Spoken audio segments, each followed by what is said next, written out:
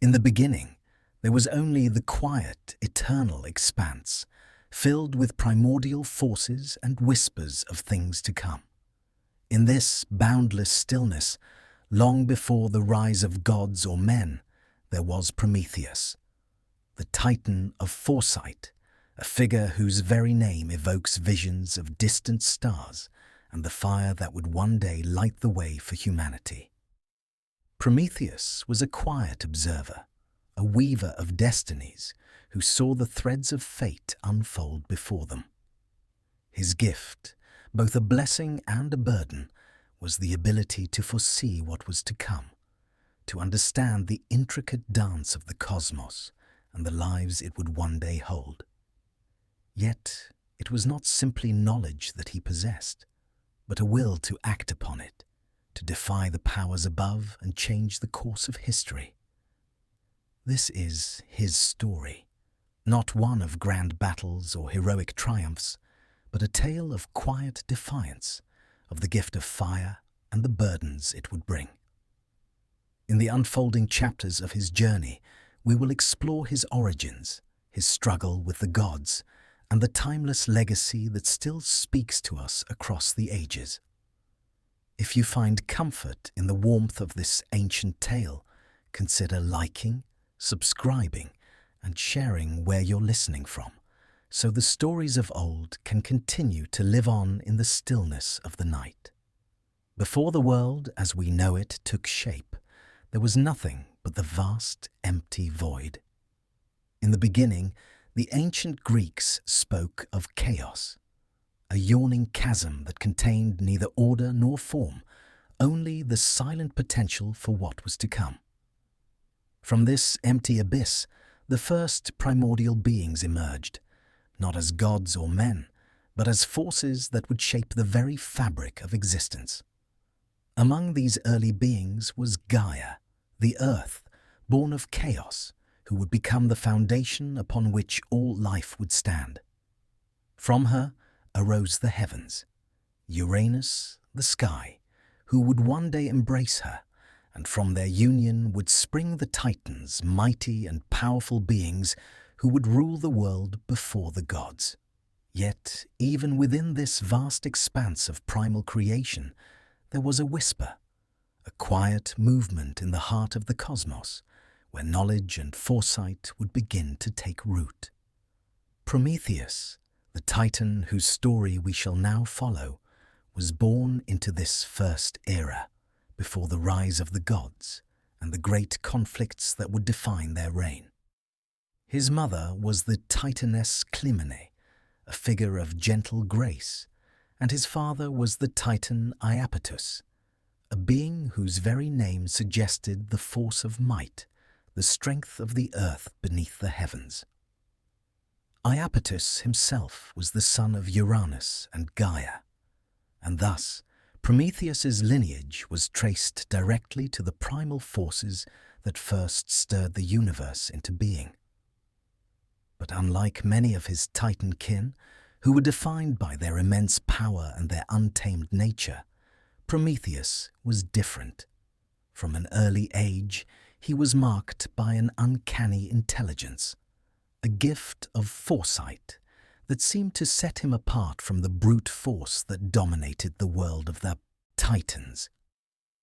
While others reveled in strength and dominion, Prometheus saw the world with a different kind of vision, not the vision of a conqueror, but of a creator. His mind worked like a quiet river, flowing with ideas and possibilities, always searching for new ways to understand the forces that governed existence. In this early world, the Titans held sway. They were immense, towering beings who shaped the earth and the heavens, their power unmatched. They were the rulers of the cosmos, their reign stretching from the creation of the mountains and seas to the establishment of the heavens above. But the power of the Titans was not without its cost. Though they were mighty, they were also proud, and their pride would soon become their undoing. In the age before the great war between the Titans and the Olympians, Prometheus walked among his kin with a quiet dignity. He was not one to seek domination, nor did he desire to overthrow the order that had been set by his ancestors. Yet, even in this tranquil time, there were stirrings of something greater. For though the Titans ruled with power, it was Prometheus who seemed to understand the potential for something more, something beyond mere strength. As he looked upon the world around him, Prometheus began to see a deeper pattern within the cosmos. While the Titans ruled with their great power, they were blind to the beauty and fragility of the world they had created. The earth was rich with life, yet it was vulnerable, its existence precarious. The elements, though vast and unyielding, were as much a source of destruction as they were of creation. And in this delicate balance, Prometheus saw the seeds of something new, the potential for life to flourish, for beings to exist in harmony with the world rather than simply dominate it. It was in this time, before the rise of the gods, that Prometheus began his quiet work. While the Titans were concerned with their own power, Prometheus began to experiment with the raw materials of the earth. He shaped stone and clay, crafting figures of strange and intricate design. He worked in solitude, his creations always more delicate, more thoughtful than the grand, sweeping gestures of his kin. Where others saw mere raw matter to be bent to their will, Prometheus saw a canvas, an opportunity to shape something lasting and beautiful. But these early works of Prometheus were not without meaning. He did not create for the sake of creation alone. His aim was always to bring forth life, to shape something that could endure, that could grow. And it was from this act of creation that the first stirrings of humanity began. In the quiet of his work, Prometheus felt the stirrings of an idea that would come to shape his future and the future of all who would come after him. He envisioned beings that could stand upright, who would be more than mere animals, beings with minds capable of learning, of creating, of evolving. He thought not of the Titans or the Ishid's gods, but of something else entirely. Something that could exist in harmony with the earth, something that would possess the spark of life itself. Prometheus was not alone in his vision. His brother Epimetheus, the Titan of hindsight, shared in his work, though in a way that was quite different. Where Prometheus saw a grand vision for the future, Epimetheus was concerned only with the present, with the immediate needs of the world around them. It was Epimetheus who, in his haste, gave the animals of the earth their gifts, speed, strength, protection, without thinking of what might be left for the future. But Prometheus, ever the thinker, saw that there was one gift that had been left behind, the gift of intelligence, of foresight, of fire itself. And it was this gift that would soon shape the destiny of the beings he had begun to create. In the quiet stillness before the dawn of the gods, Prometheus's thoughts were already turning to the future. The seeds of humanity had been planted, but there was much work to be done. There was fire to be stolen, knowledge to be shared, and a world to be shaped. For though the Titans ruled the cosmos, it was Prometheus who saw the path forward, who understood that the true power lay not in strength, but in the quiet, steady growth of creation. And so, as the stars watched silently from above, Prometheus continued to work in the shadows, shaping the future of mankind in ways that would one day alter the course of history. In the uncharted realms before the gods came into their full power, the Titans reigned supreme, towering over the earth with their vast forms.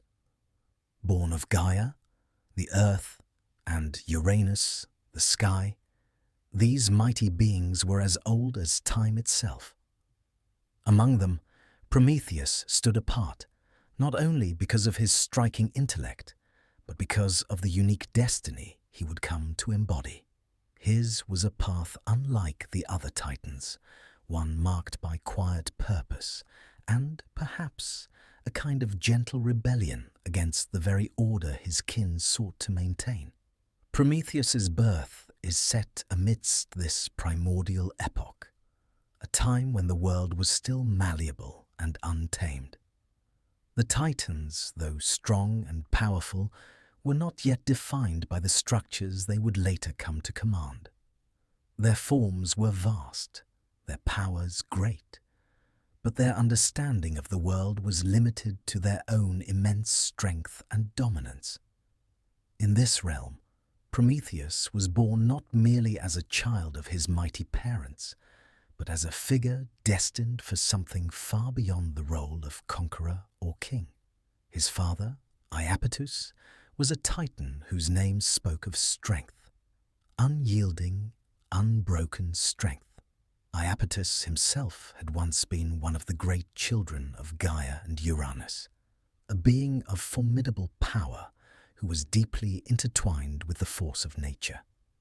His name was linked with the idea of the great pillars of the earth, the foundations upon which everything else stood. Yet, as strong and proud as Iapetus was, he was also marked by his pride. His desire for dominance was tempered by the recognition that the world, in all its vastness, had been created by something far older and more potent than his own power. Prometheus's mother, Clymene, was one of the daughters of the Titans, a figure of wisdom and grace. It was through her that Prometheus inherited the quiet, almost serene nature that distinguished him from his peers. Clymene's influence was strong in Prometheus's formative years, for she, too, carried within her the divine knowledge that would eventually guide her son to the realization of his extraordinary destiny. While his siblings, Atlas, Epimetheus, and Menœtius, were driven by ambition, physical prowess, or the might of their actions, Prometheus's existence was quietly oriented toward something different. From the very moment of his birth, he possessed an intelligence that set him apart. Where others saw power and pride as the path forward, Prometheus gazed upon the world with a deeper understanding, one that reached far beyond the present moment. It is said that Prometheus's mind, even in his early years, began to grasp the complexities of the world with an unparalleled clarity. While the Titans were focused on their rule over the cosmos, Prometheus was already contemplating the future. He saw the potential within the universe to create and to shape life, not just with brute force, but with the gentler forces of thought and foresight. Where his kin sought only to dominate, Prometheus felt a quiet urgency to understand and to build. In his youth, Prometheus was not alone in his thoughts. He had his brother Epimetheus, whose name translated as afterthought, a companion who shared in his work but did so with a very different temperament. Epimetheus was quick to act but slower to think. He, unlike Prometheus, was focused on the present, on immediate actions and needs rather than the long-term consequences of their decisions. Where Prometheus saw the complexity of the future unfolding, Epimetheus was driven by impulse, responding to what was directly before him. Despite this difference, the two brothers worked side by side, shaping the earth and its creatures. It was in these early years, before the great battles of gods and titans, that Prometheus began to form his vision. He saw the potential of the Earth to be more than a battlefield for the Titans. He believed that life, in its fullest form, could not be constrained by the sheer power of brute force, but rather it could flourish through careful thought, creativity, and balance. As Prometheus grew older, his thoughts turned inward, reflecting not just on the world of the Titans, but on the creation of beings who could stand alongside the gods themselves. His mind began to turn toward the idea of creating life in the image of the gods, yet distinct from them. And so, it was Prometheus who first began to shape the clay of the earth.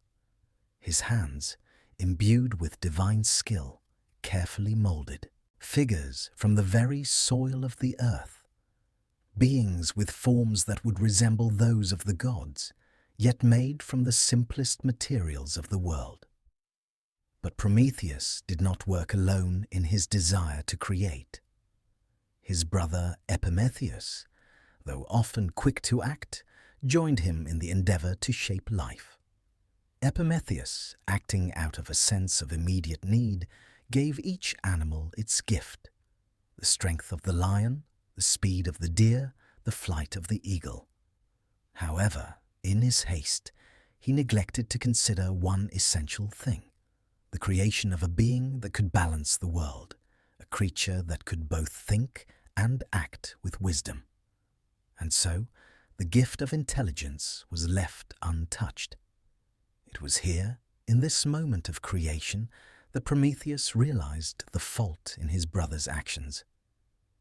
The world was full of creatures who possessed great strength, speed, and beauty, but none possessed the gift of thought, of foresight, of creativity, and of will. And so, Prometheus made the quiet decision that would change the course of history.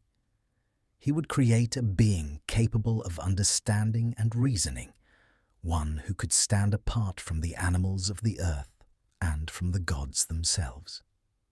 With great care, Prometheus fashioned a creature from the earth, a being capable of walking upright, one with eyes that could see far beyond the present moment. This creation, crafted in his image, was what we know today as humanity. Yet, though Prometheus shaped their forms, he knew that their true power would not come from their bodies alone. It would come from their minds, from the knowledge and understanding that he would one day bestow upon them. In these quiet, formative moments, Prometheus's character began to crystallize. He was no mere titan, driven by power and might. He was a thinker, a creator, and a visionary. While his kin might have been concerned with maintaining control over the world, Prometheus's thoughts always looked to the future, to what could be achieved not by the strength of his arm, but by the strength of his mind. And so, from the quiet depths of time, from the primordial world of the Titans, Prometheus began his journey. He had created the first beings capable of thought, and he had laid the groundwork for the future of humanity. Yet, this was just the beginning. For while his creations were beautiful, they were still incomplete. There was something missing, something that Prometheus would soon come to understand: the gift of fire. In the sprawling expanse of the world, where the Titans roamed and the heavens and earth were still young, Prometheus was not the kind of being who sought to command the attention of others. Unlike many of his Titan kin, who reveled in their towering forms and the great forces they could wield, Prometheus was content to observe, to listen, and to think. His mind, a quiet stream running beneath the surface of a world filled with thunder and power, was already turning toward the future, even as his kin continued their work of shaping and ruling the present. While the other Titans focused their energies on consolidating their dominion, on forging the mountains, dividing the seas and establishing the firmament. Prometheus quietly moved through the realms of his existence, studying the world that was beginning to take form. He saw beyond the raw elemental forces that shaped the universe. He perceived a deeper pattern, a grand design that lay beneath the surface, one that would not be defined by the overwhelming strength of the titans or the gods, but by the quiet will of the mind. It was in this time that Prometheus became known for his gift of foresight, his ability to see what was yet to come. Unlike his brother Prometheus, whose name was synonymous with hindsight, Prometheus was gifted with the ability to look ahead, to perceive the course of events before they unfolded. In the calm depths of his mind, he could trace the movements of the stars, the rise and fall of civilizations, the great arcs of fate that would touch the lives of gods and men alike. This gift of foresight, though a blessing, also set him apart from his kin, for it meant that he could never simply be content with the present. He was always thinking of what might come, of what could be, a quiet force driving him toward a destiny that had yet to reveal itself. But though Prometheus's intellect set him apart from his fellow Titans, it also made him a quiet observer of their actions. He watched as his brothers and sisters wielded their great powers. Atla, who bore the weight of the heavens on his shoulders, Prometheus, who was full of rage and might, and Prometheus, whose impulsive nature led him to scatter the gifts of the earth to the animals without thinking of the consequences. He watched as the Titans, in their grand design, built and shaped the world around them, molding it to fit their needs. Yet, through it all, Prometheus could not shake the sense that something was amiss. In this time of stillness, he turned his gaze not just inward, but outward, toward the world of the mortals, those first fragile beings that he had created. Their forms, shaped from clay and dust, were imperfect, still lacking the spark that would ignite their potential. They walked the earth, but they were blind to the richness of the world around them. They had no fire to warm them, no knowledge to guide them, no wisdom to temper their actions.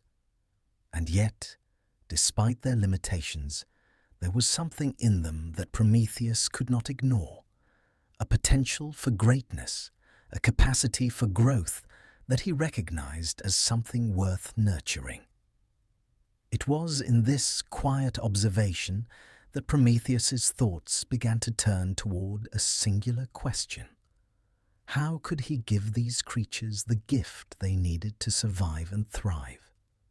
How could he provide them with the spark that would ignite their minds and their hearts, that would lift them from the depths of ignorance and into the realm of knowledge and creation? The answer, as Prometheus would soon realize, lay in something that the gods themselves kept from mortals: fire. While the gods, perched high on Mount Olympus, wielded their power with grandeur and authority, the mortals below were cold and vulnerable, living in a world where the night was dark, the winters harsh, and the days uncertain. The gods, in their aloofness, had decided to withhold from humanity the gift of fire, fearing that it would give them the strength to challenge the divine order, to rival the gods themselves. Without fire, the mortals were left to stumble through the dark, their lives precarious and fragile, their potential untapped. Prometheus, however, could not bear to see his creations suffer in such a state.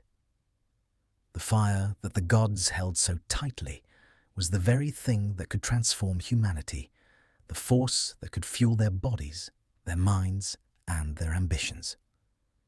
It was the key to survival, to warmth, to knowledge, and to the forging of civilization. Yet, for all its importance, it gift was locked away in the heavens, far beyond the reach of those who needed it most. This was the moment when Prometheus, in his quiet wisdom and unyielding compassion, resolved to act.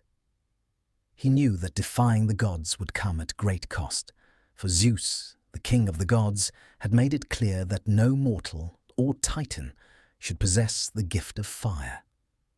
To steal fire from the gods was an act of immense risk, one that would provoke their wrath and likely lead to Prometheus's destruction. But the quiet observer, who had seen the potential in humanity long before anyone else had, was unbothered by the consequences. He had already seen the future. He knew what would come of his actions, and he understood that the gift of fire would not only change the fate of humanity, but it would shape the very world in which the gods themselves resided. And so, with a quiet determination, Prometheus set his plan into motion. He would steal fire from the gods, smuggle it down from Olympus, and deliver it into the hands of mortals. In doing so, he would grant them the greatest gift any being could possess, the gift of life and knowledge. The power of fire would be the catalyst for human civilization, the spark that would illuminate the path forward. But Prometheus also knew that this act would come at a great cost, for the gods would not stand idly by as one of their own defied their will. The consequences of such an action would be far-reaching, and the Titan's fate would soon be sealed. It was in this quiet moment of decision that Prometheus's true nature revealed itself. He was not merely a Titan of strength or power, but one of vision and compassion. His journey, though quiet and contemplative, was marked by an unwavering commitment to the future of those who would come after him.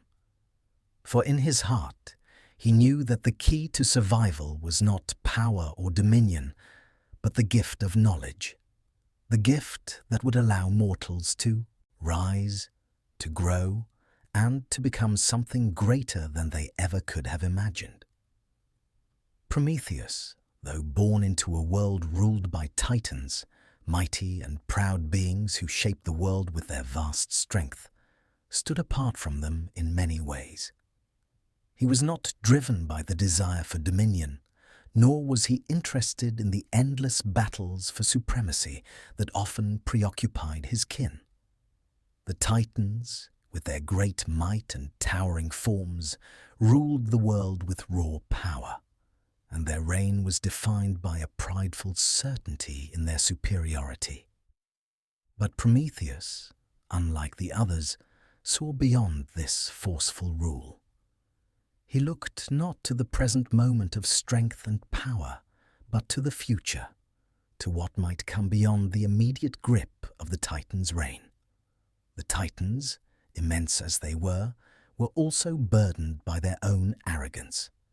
Each Titan possessed a great and singular power, strength, speed, or the ability to bend the earth itself to their will. Some were proud of their dominion over the natural world, while others, like Atlas, were burdened with carrying the weight of the heavens on their shoulders. Others, like Prometheus, were consumed by their rage and desire for power. Yet none among them could see the subtle undercurrents of the world as Prometheus did. He was a thinker, a quiet observer, who did not seek to impose his will upon the world, but to understand it, to shape it from within. It was this temperament that set him apart, not just from the Titans, but from the very forces of nature that shaped the world. Prometheus's intelligence and foresight were gifts he had inherited from his mother, Clymene, and from his own mind, which was marked by an inherent understanding of the intricacies of existence. Though born into a family of giants, he was no warrior. He did not find joy in battle, nor did he seek to prove his strength. He saw the Titan's might not as the ultimate expression of power, but as a transient force. Strength, to Prometheus, was not the means by which the world would change. It was the mind, the ability to understand and to foresee, that would define the future. Yet Prometheus did not stand alone in his quiet contemplation. His brothers, Atlas, Epimetheus, and Menœtius, each represented different facets of the Titan spirit, and while they were all of great strength and power, their outlooks on the world differed. Atlas, the eldest of the four, bore the great weight of the heavens upon his shoulders, a punishment for his part in the Titanomachy, the war between the Olympian gods and the Titans. Atlas's burden, however, was one of cosmic magnitude. To hold up the sky was a symbol of his immense endurance, but also of his inability to change the course of events. He could hold the heavens in place, but he could not shift their course. His strength was both a symbol of power and of his eternal stasis.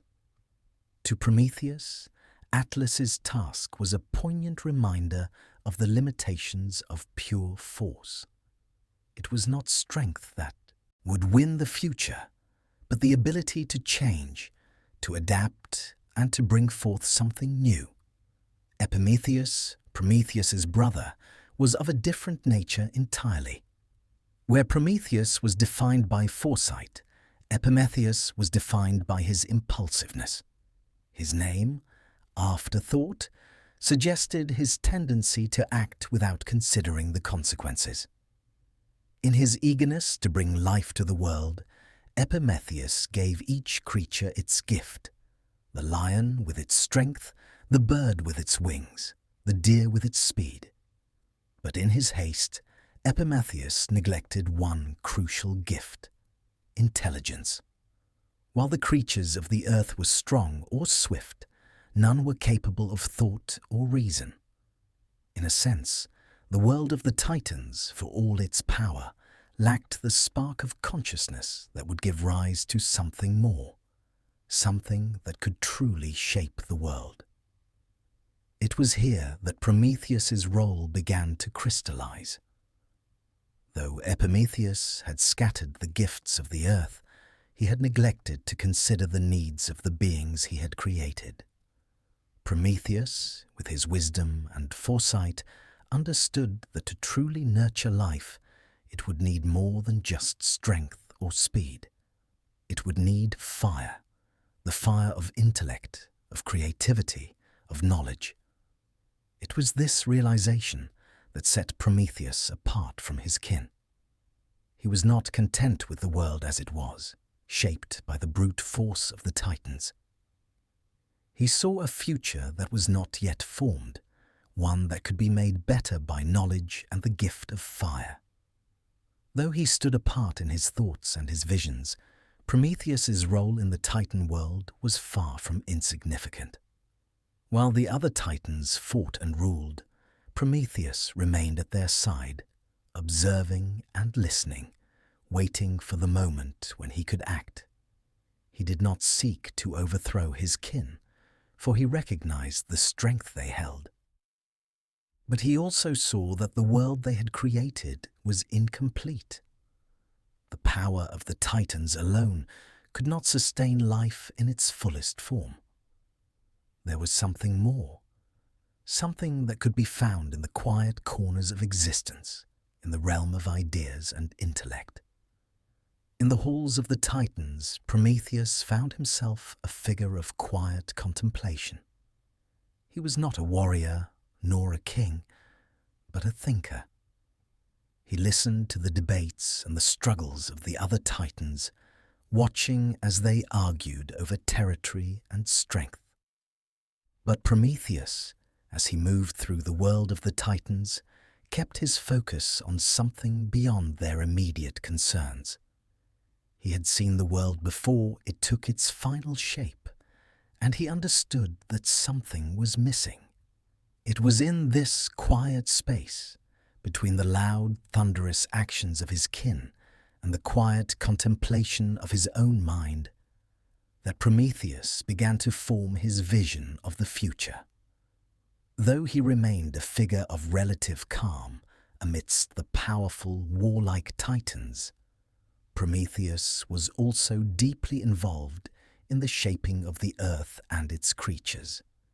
He had already begun his work of creation, and in doing so, he had planted the seeds for the next great act of defiance that would forever change the course of history.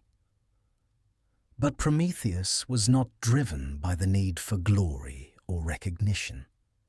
His actions were motivated by something much more profound, the belief that there was more to the world than strength and power, that there was a deeper purpose, a purpose that could be realized only through knowledge, creativity, and the spark of life itself. And so, as he stood among the Titans, Prometheus knew that his time would come, a time when he would no longer be an observer, but an actor in the grand drama of the world. For the gift he would soon give to humankind, the gift of fire, would forever change the course of the world. And with it, Prometheus would become not just a Titan, but a symbol of foresight and defiance, of wisdom and creation. In this quiet moment, his destiny began to unfold, a destiny that would alter the very fabric of existence. The world, as the Titans knew it, was in turmoil. For eons, the Titans had ruled over the earth and the heavens, imposing their mighty will upon the forces of nature. They were the gods of the ancient cosmos, their strength unchallenged, their dominion complete. But beneath the surface of this seemingly unshakable order, a quiet but growing unrest was taking form. It was a restlessness that could not be quelled by mere strength or force, but would only come to fruition through a divine struggle that would change the course of the world forever. This was the Titanomachy, the great war between the Titans and the Olympian gods. Zeus, the son of the Titan Cronus, had long awaited the moment when he would rise up against his father and overthrow the rule of the Titans. Cronus, in his own time, had taken the mantle of leadership from his father, Uranus, casting him down and establishing his own reign. But in the process, Cronus had become fearful. Fearing a prophecy that foretold that one of his own children would one day rise up and defeat him, he took drastic measures, swallowing each of his children as they were born. First Hestia, then Demeter, Hera, Hades, and Poseidon were swallowed whole by Cronus, their potential for greatness extinguished in the dark abyss of his belly. But in the quiet darkness, one child remained unconsumed. Zeus. His mother, Rhea, had tricked Cronus by giving him a stone wrapped in swaddling clothes instead of the newborn Zeus. Hidden away in the mountains of Crete, Zeus grew to adulthood in secret, waiting for the moment when he would return to challenge his father and free his siblings. And so, the stage was set for a rebellion that would shake the heavens. Zeus, with the help of his freed siblings, rallied the Olympian gods and allies, including the Cyclopes and the 100-handed ones, creatures imprisoned by Cronus. With their aid, Zeus and the Olympians sought to overthrow the reign of the Titans and bring about a new order in the cosmos. The Titanomachy was a war unlike any the world had ever known. For the first time in the history of the cosmos, the forces of strength, the Titans, would be pitted against the forces of cunning and strategy, the Olympians. The gods of Olympus were not only powerful, but they were also united by a common purpose, the desire to reclaim the heavens for themselves and end the oppressive rule of the Titans. Prometheus, however, found himself in a position that was different from that of his fellow Titans. Unlike many of his kin, who were loyal to Cronus and sought to retain the Titan rule over the world, Prometheus was not driven by the same desire for power. His heart, as it had always been, was focused on something greater, on the future of humanity, the creatures he had so carefully shaped from the clay of the earth. He saw in the coming war not just a conflict between the Titans and Olympians, but the chance for a new order to rise, one in which intelligence and foresight, rather than raw power, would shape the course of the world. Though Prometheus had the strength of the Titans, he was not a fighter in the same way his kin were. He did not desire to engage in war, nor did he see victory as the ultimate goal. He knew that the future of the world and of humankind would not be decided by brute strength or force of arms, but by the choices made in the quiet moments of decision. And so, Prometheus made the fateful decision to side with the Olympians in the coming war. Prometheus's support for Zeus, though pivotal, was not without its complexities. As a Titan, he was bound by loyalty to his kin, to the great forces that had shaped the world. But as a thinker, as one who could see beyond the immediate battle, he understood that the Olympians represented something different. They were not simply power-hungry beings like the Titans. They were gods who sought to redefine the world in a way that would allow for growth and change. And it was in that vision of change that Prometheus saw hope. The war itself was fierce, a clash of divine forces that shook the heavens and earth. The Titans, led by Cronus, fought valiantly to maintain their dominion over the cosmos. But the Olympians, united by their cause and aided by their newfound allies, proved to be a formidable force. The battle waged on for 10 long years, and the heavens themselves seemed to tremble beneath the weight of the conflict.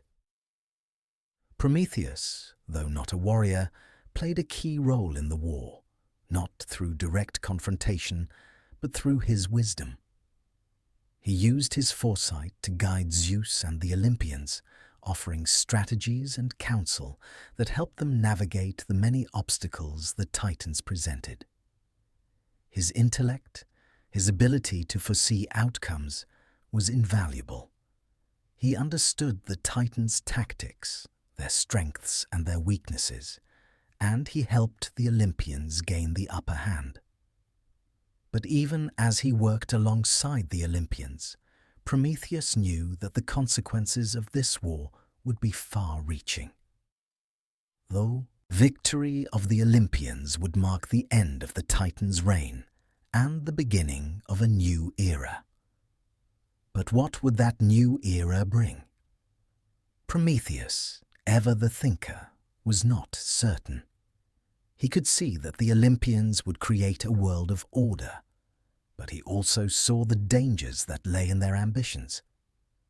The gods of Olympus were powerful, yes, but they were also capricious and distant, much like the Titans they had overthrown. When the war finally came to an end, it was the Olympians who emerged victorious. Zeus, as the king of the gods, established a new order in the heavens.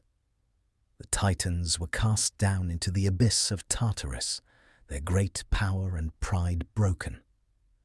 The Olympians, now in control, ruled the world with a sense of authority that was different from the Titans' tyranny. Yet, even as the new gods took their places on Olympus, Prometheus remained a figure of quiet contemplation. His decision to side with Zeus had shaped the course of history. But it was also a decision that set him apart from his kin forever. Prometheus had witnessed the Titanomachy not as a battle of strength, but as a struggle for the future of the world. He had sided with the Olympians not because of their power, but because of the hope that they might create a world where knowledge, thought, and foresight could flourish. But even in victory, Prometheus knew that the path forward would not be without its challenges. For the Olympians, though they had won the war, had yet to understand the true nature of the gift that Prometheus had already seen, the potential of humankind to rise and shape their own destiny. The war had ended, but the story of Prometheus and of humanity was just beginning. The Titanomachy had ended in the roar of battle and the final clash of divine wills. The Titans, once the rulers of the cosmos, were now cast down into the abyss of Tartarus, their power shattered, their reign extinguished. The Olympians, led by Zeus, emerged victorious from the war, their rule now established over the heavens and the earth. But the aftermath of this victory was not marked by immediate peace. Instead, it was a time of transition, when the gods took their places in the divine order and the world was reshaped by their hands. Zeus, now the king of the gods, ascended to the throne of Olympus, his power unquestioned. The other Olympians, his siblings and allies, took their places among the gods, each ruling over a domain that reflected their nature. Poseidon, the god of the sea, ruled the oceans with his trident. Hades, the god of the underworld, governed the realm of the dead. Hera, the goddess of marriage, became queen of the gods. Demeter, the goddess of the harvest, nurtured the earth's growth. The gods of Olympus established their new order, a realm where the laws of nature would be governed by divine authority, not the brute strength of the Titans. And yet, for all the grandeur of the Olympian victory, the world was not so easily remade. The gods, in their newfound power, had yet to grasp the complexities of their dominion. Though they ruled the heavens with absolute authority, the earth below remained a place of untamed potential, a canvas waiting to be shaped. The mortals, those fragile beings that Prometheus had created, still lived in darkness, without fire, without knowledge, and without the means to rise to their full potential. The gods, concerned with their own affairs, were not quick to turn their attention to these early beings, leaving the world below in a kind of suspended animation, caught between the old order of the Titans and the new reign of the Olympians. Prometheus, however, was not content to watch from the sidelines. Though the war was over and the Olympians had triumphed, his mind continued to turn toward the future, a future in which humankind could thrive and reach its potential. In the quiet aftermath of the war, Prometheus understood that the victory of the Olympians, though monumental, was only the beginning of a much larger story. For the world, still in its infancy, needed guidance, and Prometheus knew that he, more than any other, was the one who could offer that guidance. Despite his allegiance to Zeus in the war, Prometheus remained a figure of independence and foresight. He had already seen the potential within humanity, and he knew that the time had come for him to act once more. The Olympians, in their newfound power, had other concerns. They were preoccupied with securing their rule, establishing their domains, and ensuring that no threats would rise against them. But Prometheus, with his sharp intellect and quiet compassion, knew that the true work lay elsewhere, in the future of humanity. As the Olympians took their places in the divine order, Prometheus quietly set his plan into motion. He had long understood that the key to humanity's survival and to their growth lay in fire. The gift of fire, which the gods had withheld from mortals out of fear that it would allow them to challenge divine authority, was the very thing that would enable humanity to rise. Without it, mortals would remain vulnerable, unable to protect themselves from the harshness of the world. Fire was not only a source of warmth and protection, but also a symbol of knowledge, creativity, and civilization itself. And it was fire that Prometheus had promised them, the gift that would ignite their potential and allow them to flourish. But Prometheus, ever aware of the consequences of his actions, knew that stealing fire from the gods would come at a great cost. Zeus had made it clear that fire was a gift for the gods alone, a divine treasure that should not be shared with mortals. To defy Zeus was to risk the wrath of the king of the gods, and Prometheus understood the dangers that lay in such an act of rebellion. Yet, despite the risk, Prometheus remained resolute. He had already seen the future, and he knew that humankind's destiny was inextricably tied to the fire he would bring them. The Olympians, for all their power, had yet to see the true potential of mortals.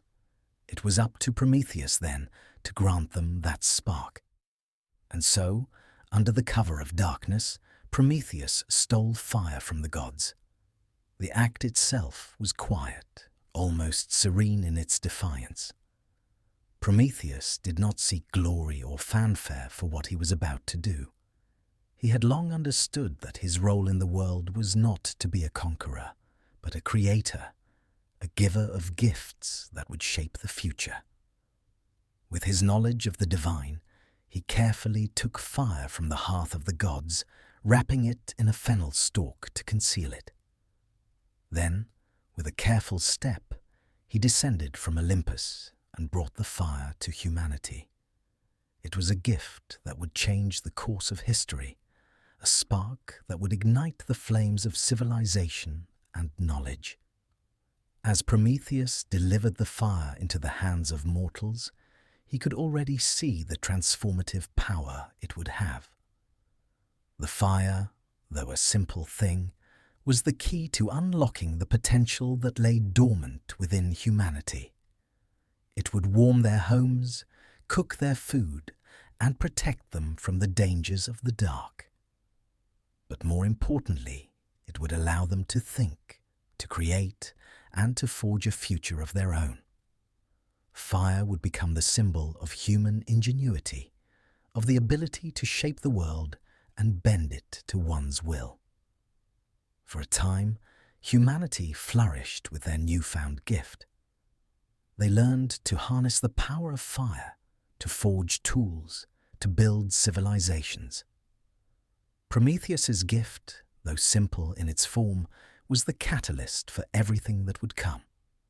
It was through fire that humans would rise from the ashes of their ignorance, forging a future defined not by their weakness, but by their strength of will and creativity. Yet, even as humanity began to thrive, Prometheus knew that his actions would not go unnoticed by the gods. The gift of fire, after all, was an act of defiance, a challenge to the divine order established by Zeus and the Olympians. Prometheus, despite his quiet wisdom and foresight, understood the cost of his actions. He had brought light to humanity, but in doing so, he had angered the gods, and the price of this gift would soon become clear. The new order had begun, and Prometheus's role in it was now more pivotal than ever. Yet, even as he looked toward the future with hope, he knew that his destiny, and that of humankind, was far from certain. In the beginning, when the earth was young and still in the early stages of its divine shaping, Prometheus saw the potential for something more. The cosmos, though mighty in its celestial order, lacked a certain element, something that could bridge the vast expanse between the divine and the mundane. The Titans had carved out their dominion in the heavens and on the earth, but they had not created a being that could truly reflect the full range of the universe's possibilities.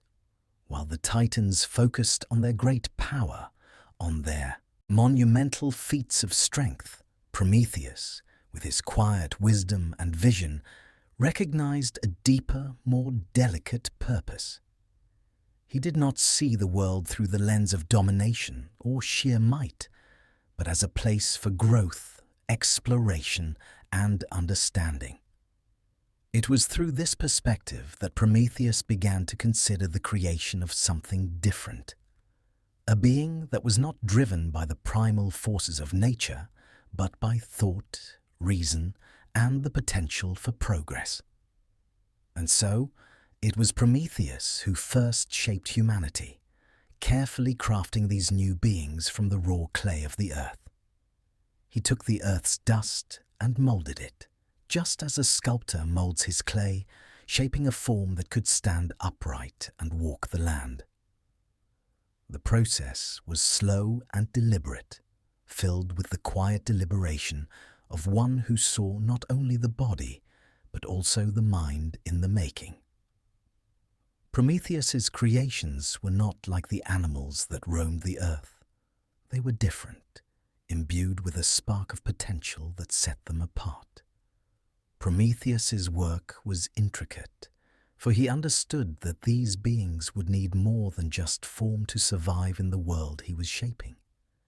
They needed the essence of life itself, thought, intellect, and the ability to perceive the world in a way that was uniquely their own. Unlike the other creatures of the earth, whose gifts were given without thought for the future, Prometheus's creations were imbued with the potential for both reason and creativity. His intention was not merely to create a race of beings that could exist, but one that could evolve, learn, and transcend the limitations of their material form. But in his creation of humanity, Prometheus did not act alone. His brother Epimetheus, driven by impulsiveness and a love of immediate gratification, had been given the task of bestowing gifts upon the other creatures of the earth. Epimetheus gave strength to the lion, speed to the deer, wings to the eagle, and many other gifts that suited the needs of each creature. But in his haste, Epimetheus overlooked one critical aspect: the gift of intelligence.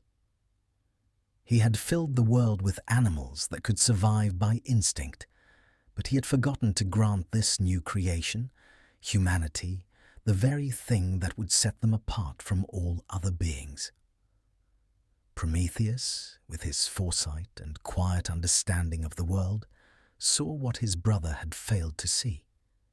He knew that humanity, though it possessed the potential for greatness, could not survive solely on physical gifts.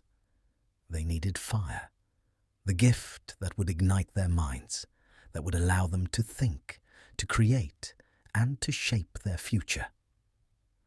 Prometheus's vision of humanity was not one of mere survival. He saw them as beings who could aspire to something greater, who could transcend their earthly origins and build something lasting, something beyond the material world. So, in a moment of quiet decision, Prometheus began to shape the first humans, weaving his thoughts and knowledge into their very fabric. He gave them the ability to reason, to question, and to create. He saw in them the potential for civilization, for art, for the forging of knowledge, and for the pursuit of wisdom. Yet, even as he crafted this new race, Prometheus knew that the gift he was giving them was one that would come with a great responsibility and a great risk. For with knowledge came the ability to question, to challenge, and to redefine the world. The humans that Prometheus had created were not bound by the limits of the earth or the will of the Titans. They had the potential to change the course of their own destinies. It is said that in those first moments of humanity's creation, the beings Prometheus shaped were fragile, like clay figures left to dry in the sun. They could not move on their own. They lacked the breath of life that would give them animation. And so, Prometheus, seeing that his creation still lacked something essential, turned to his divine resources. He stole fire from the gods, the greatest gift he could offer, and brought it down to his creations. This fire, both literal and metaphorical, would ignite not only their physical forms, but also their minds, granting them the spark of life that would set them apart from all the other creatures of the earth. With the gift of fire, humanity came to life. The first men and women, molded by Prometheus's hands and infused with the fire he had stolen from the gods, opened their eyes to the world. They were born with the potential to learn, to build, and to create. They could now harness the earth's resources and shape them according to their needs. They could build homes to protect themselves from the elements, create tools to ease their labor, and forge a path forward that was not bound by the limitations of instinct or animal nature. The world, once dark and cold, was now filled with the warmth of fire, and with it, the warmth of possibility.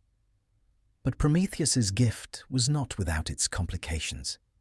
In giving fire to humanity, he had defied Zeus and the other Olympian gods, who saw the gift as a threat. Fire, to them, was a power that should remain in the heavens, reserved for the divine. To give fire to mortals was to empower them in a way that threatened the very order the gods had established. And so, Prometheus's act, though one of compassion and foresight, was also one of rebellion.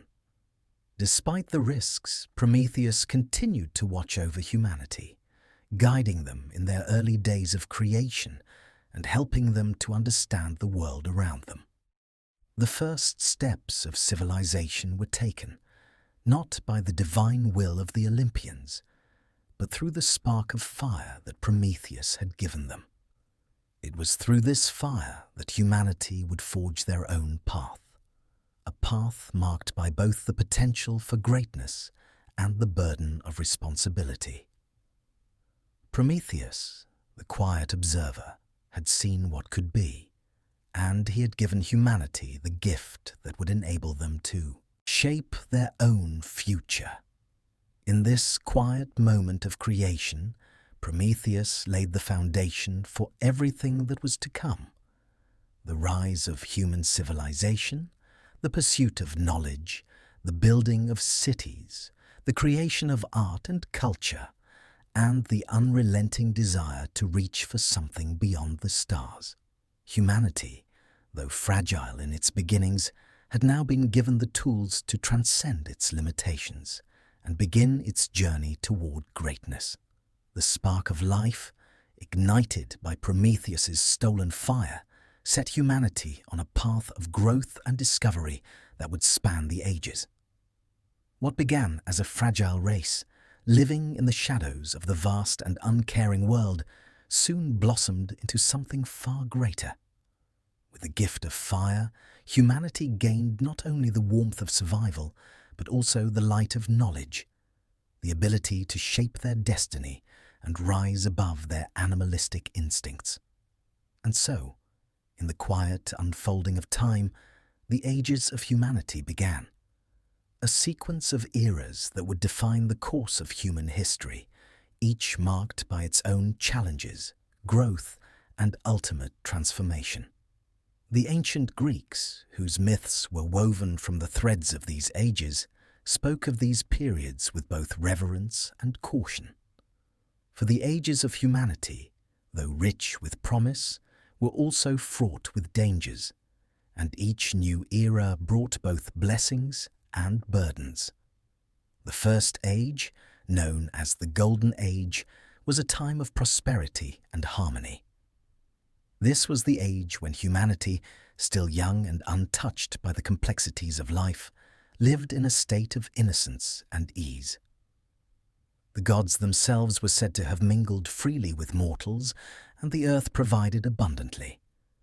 Men and women lived without toil or hardship, their needs met effortlessly by nature.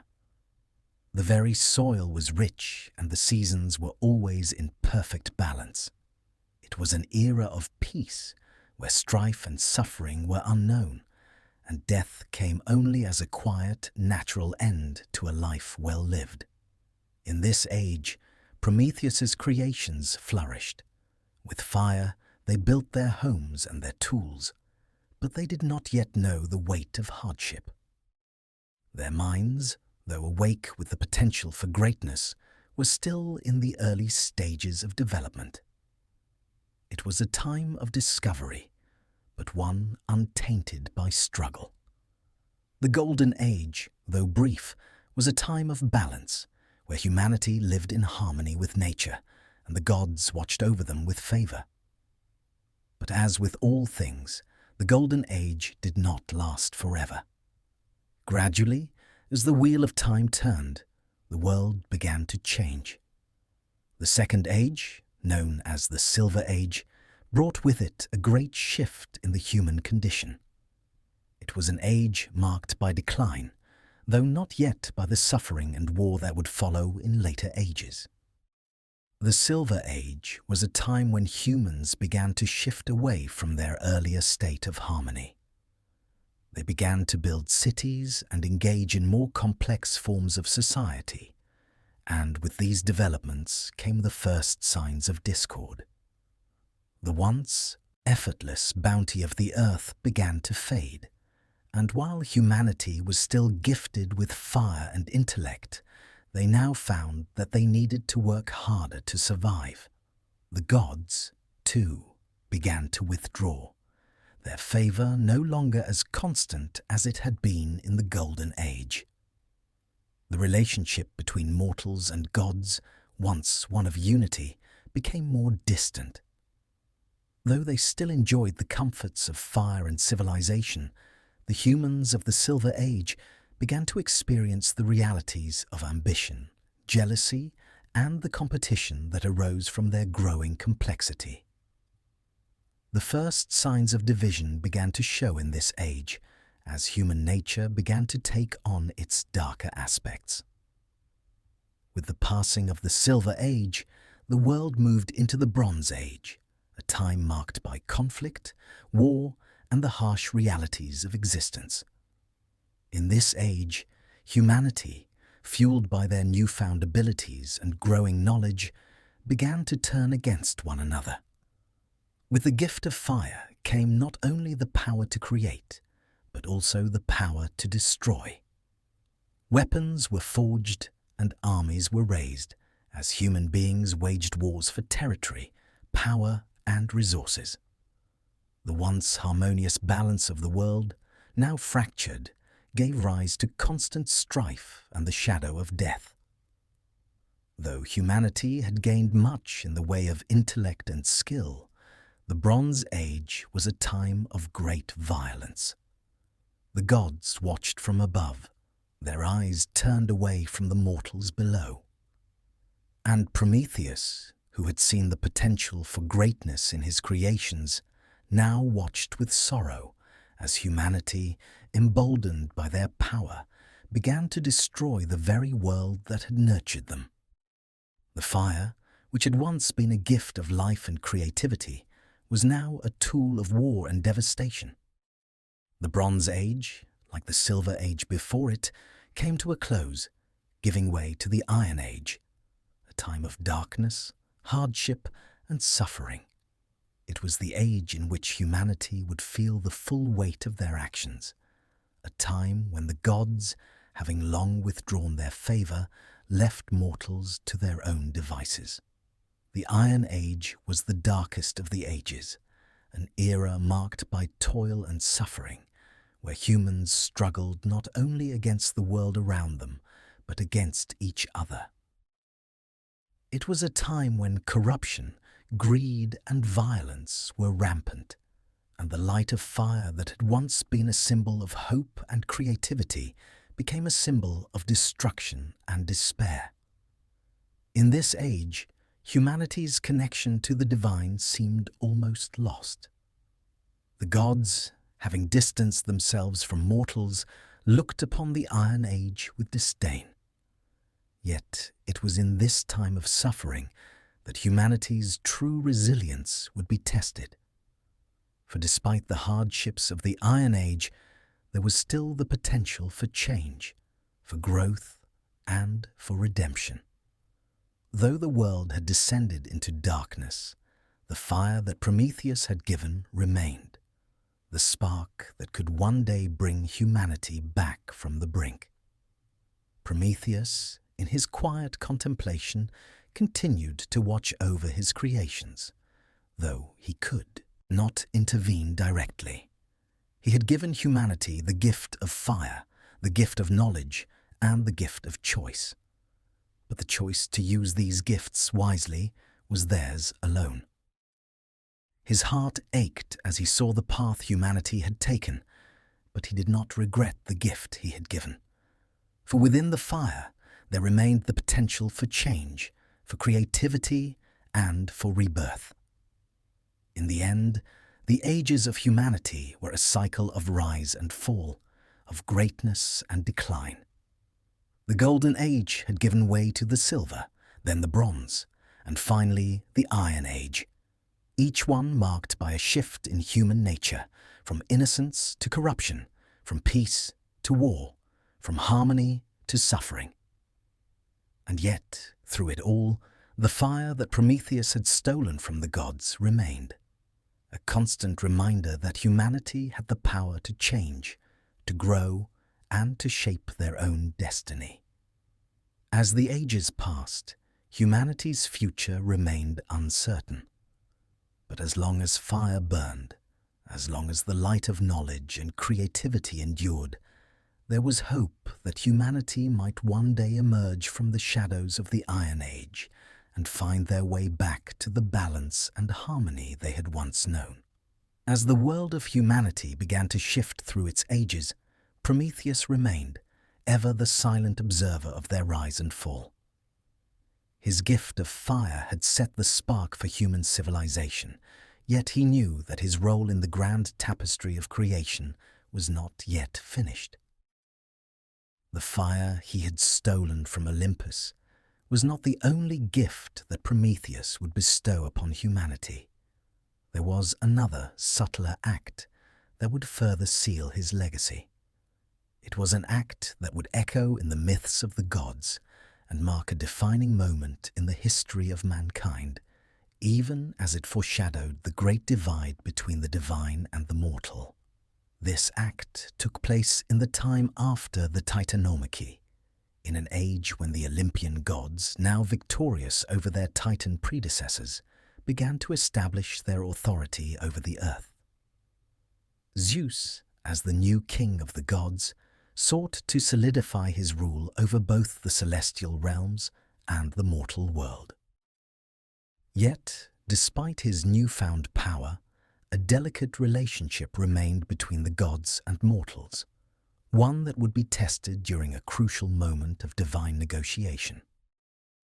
The moment came when Zeus and the Olympian gods called a council at Mycone, a sacred place where the gods and mortals were to come together in an act of mutual understanding and covenant. This meeting, which took place long after the fall of the Titans, was a turning point in the history of the world. It was here, in the shadow of the gods' new dominion, that Prometheus would step forward with an offering to humanity, an offering that would forever alter the relationship between gods and men. The gods, it seemed, were eager to establish the terms of their interaction with humankind. They knew that with their ascension to power came the responsibility of overseeing and guiding the lives of the mortals below. Yet, as the gods had always done, they sought to define the terms of their favor and the expectations that would govern their relationship with mortals.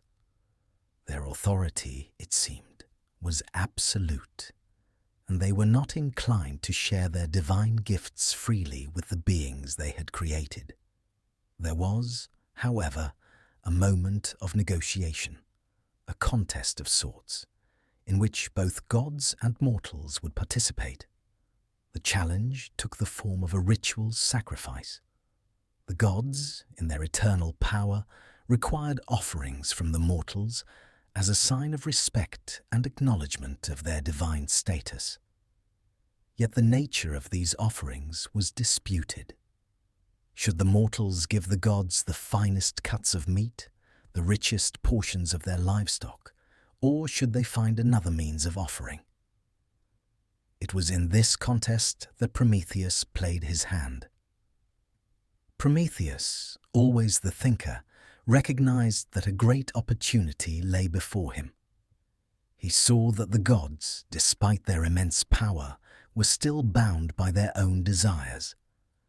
They sought not only obedience from humanity, but also the lavish, blooded offerings of the best parts of mortal life. And so, Prometheus devised a plan that would not only defy Zeus's expectations, but also set the stage for a new relationship between mortals and gods. Prometheus called upon the finest of the animals, an ox, to perform the ritual sacrifice.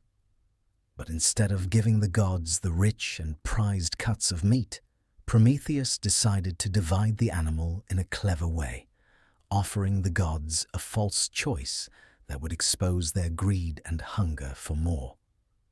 In the division of the ox, Prometheus placed the finest portions of the meat inside the stomach, wrapping it in a hide and placing the bones in a pile, covering them with fat. He then presented these portions to the gods, offering them the bones, cloaked in fat, and the rich, unappealing portions hidden away. The gods, led by Zeus, looked upon the offering. They saw the bones wrapped in fat and immediately began to believe that this was the choice to be made. The meat, hidden away inside the animal's stomach, was an offering that was meant to deceive the gods into thinking they were receiving the best. Yet, when they chose the bones, they were confronted with the truth of the trick. The divine portion was not as glorious as they had hoped. The bones wrapped in fat were, in the end, a symbol of their own greed. Prometheus's deception was masterful. The gods had chosen poorly, and they were left with the less desirable portions of the ox. But Prometheus did not simply stop at the trickery. He had more to say.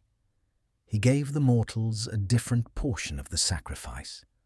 The meat, hidden within the stomach, was placed before them, a symbol of his respect for humanity. Unlike the gods who had chosen the bones, the mortals were offered the best parts of the sacrifice, a reward for their loyalty and devotion. This moment at Mycona marked a crucial turning point in the relationship between gods and mortals. Zeus, though initially angered by the deceit, recognized the wisdom behind Prometheus's actions. Prometheus had not only outwitted the gods, but had also established a profound truth: that the divine gifts given to mortals were not to be demanded, but rather should be freely shared. The gods, in their arrogance, had sought to consume everything, to take what was theirs without consideration for the well-being of those they ruled. Prometheus's act had exposed the selfishness of the divine order and reminded the gods that their power could not be sustained by greed alone. In the aftermath of the sacrifice, Zeus became enraged. He realized that Prometheus had once again defied his will and undermined the Olympian god's authority. It was a move that could not go unpunished.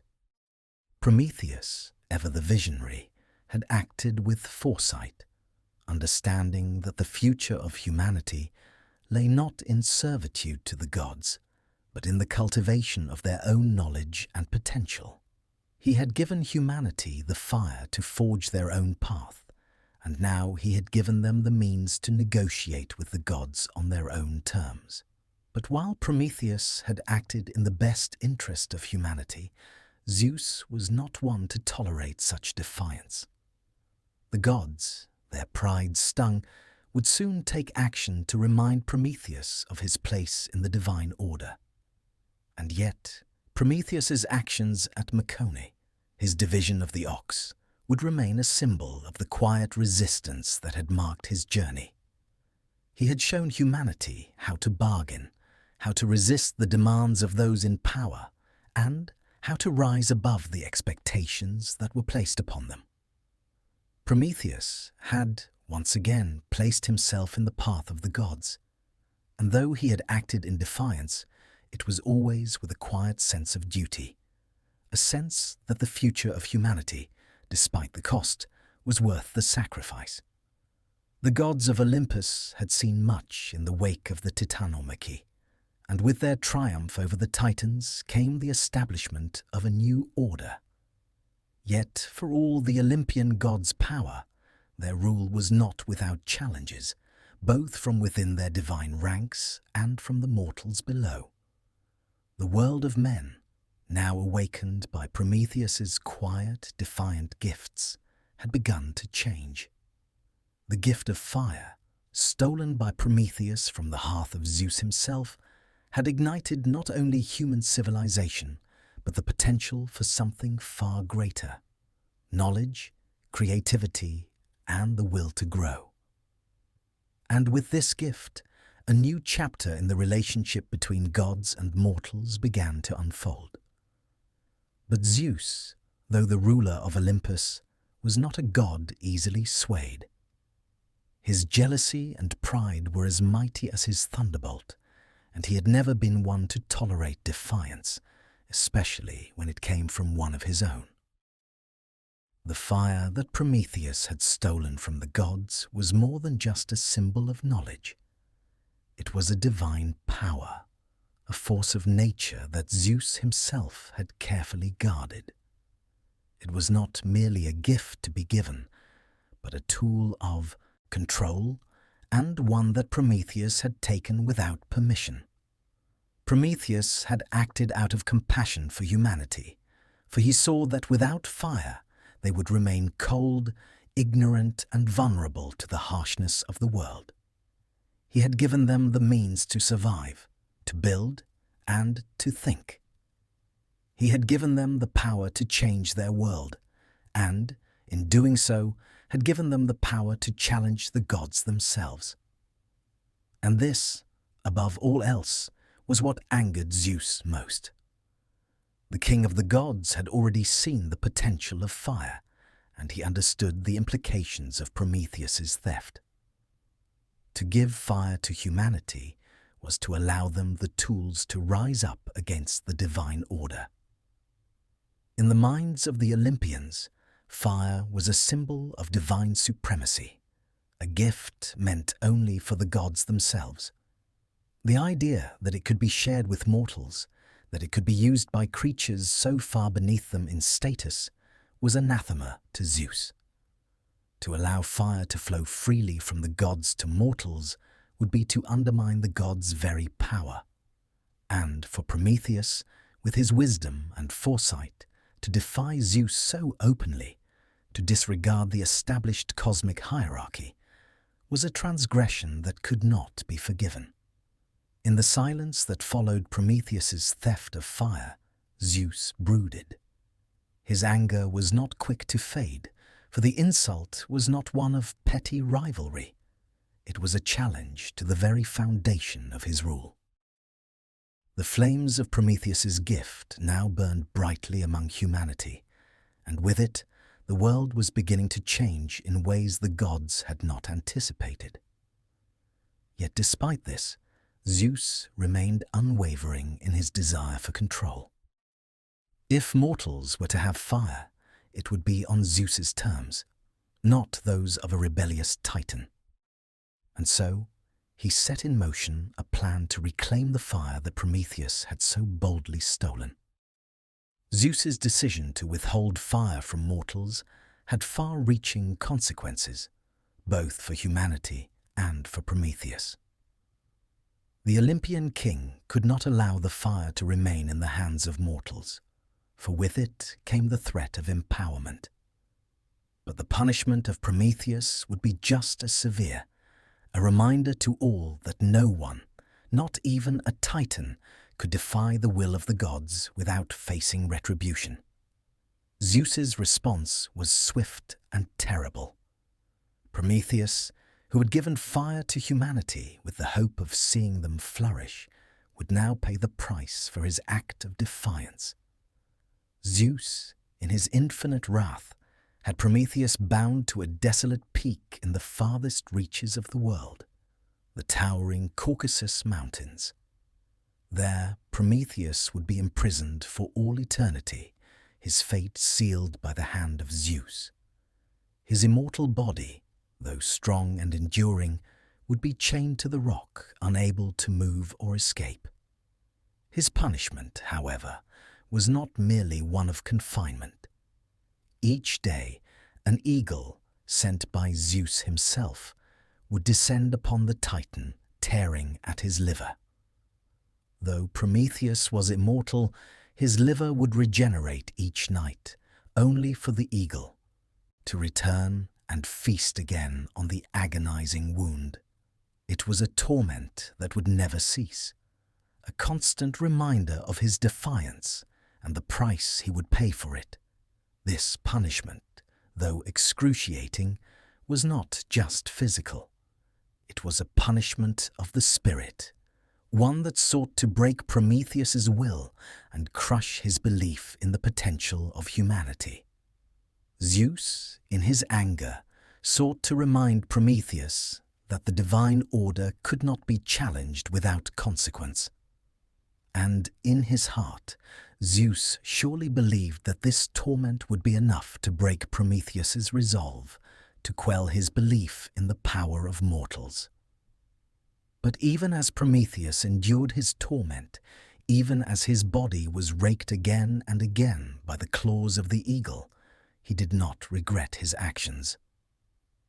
For though the pain was unbearable, Prometheus knew that the fire he had given to humanity had sparked something that could not be undone.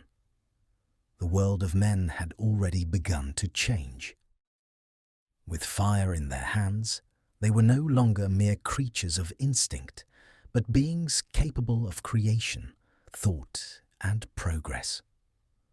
The gift of fire had transformed them.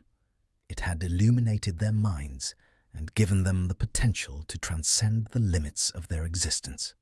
Prometheus understood, as only a Titan could, that the future of humanity was bound not by their suffering or subjugation, but by their ability to rise, to learn, and to create. And so, as Prometheus endured the eagle's relentless attack, he did so with the quiet knowledge that the future he had set in motion could not be undone. No matter how painful his punishment, no matter how long his torment would last, the fire he had given to humanity would continue to burn. And with it, the hope for a future beyond the tyranny of the gods. Yet, even in the depths of his suffering, Prometheus knew that his punishment would not be forever. There were still those who understood the value of his gift, and it was they who would one day bring an end to his torment. The fire, though withheld by Zeus, was already too powerful to be contained.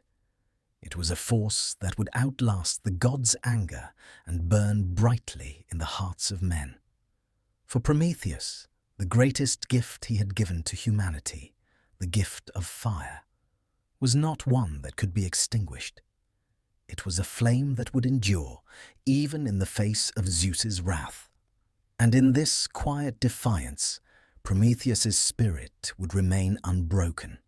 Prometheus's punishment, bound as he was to the lonely, desolate peak of the Caucasus, was a manifestation of Zeus's wrath. Yet it was not the end of the Titan's story. Despite the agony he endured daily, his liver ravaged by the eagle, only to grow back and be torn again, Prometheus's fate had, in a sense, already been sealed. For in giving fire to humanity, he had ignited more than just the flames of survival. He had set in motion a change that could never be undone, a transformation in human potential that the gods could no longer control. The fire Prometheus stole from Olympus was a gift that carried with it the promise of progress, the power of thought and creation, and the quiet hope that humanity might one day transcend their frailty. However, the theft of fire was more than just an act of rebellion. It was a defiant declaration that the balance of power between gods and mortals was forever altered. Prometheus's actions at the heart of Olympus were not born out of arrogance, but out of compassion for the beings he had created. He had seen the suffering of mankind, their vulnerability in the face of cold and darkness, and he could not stand to watch them remain in the shadows of ignorance. Zeus, on the other hand, had withheld fire from the mortals not because of their frailty, but because he understood the immense power fire contained. He understood what it could do, how it could elevate the mind, how it could allow mortals to think, to learn, to invent, and to become something more than mere animals. The gods feared that with fire, humanity could rise up against them, challenging their dominion over the world. Zeus's power was absolute, and the fire was his final unchallenged tool. It was not just a source of heat and light, but a symbol of divine authority. To withhold it from mortals was to keep them in their place, to remind them of their helplessness and their dependence on the gods for survival. But Prometheus, in his quiet defiance, had seen beyond this. He understood that fire was not just a gift of survival, but of creation. It was the beginning of civilization itself. The ability to harness fire would allow humanity to forge metal, build cities, cook food, and keep the darkness of the night at bay. With fire, they could learn and grow.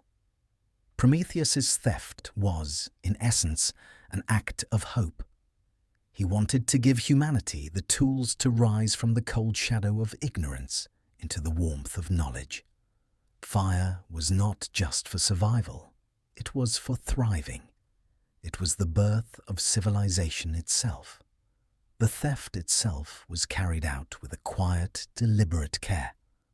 Prometheus knew the risk he was taking. To steal from the gods, especially from Zeus, was no small matter. Zeus was the king of the gods, and his wrath was as swift as it was terrible.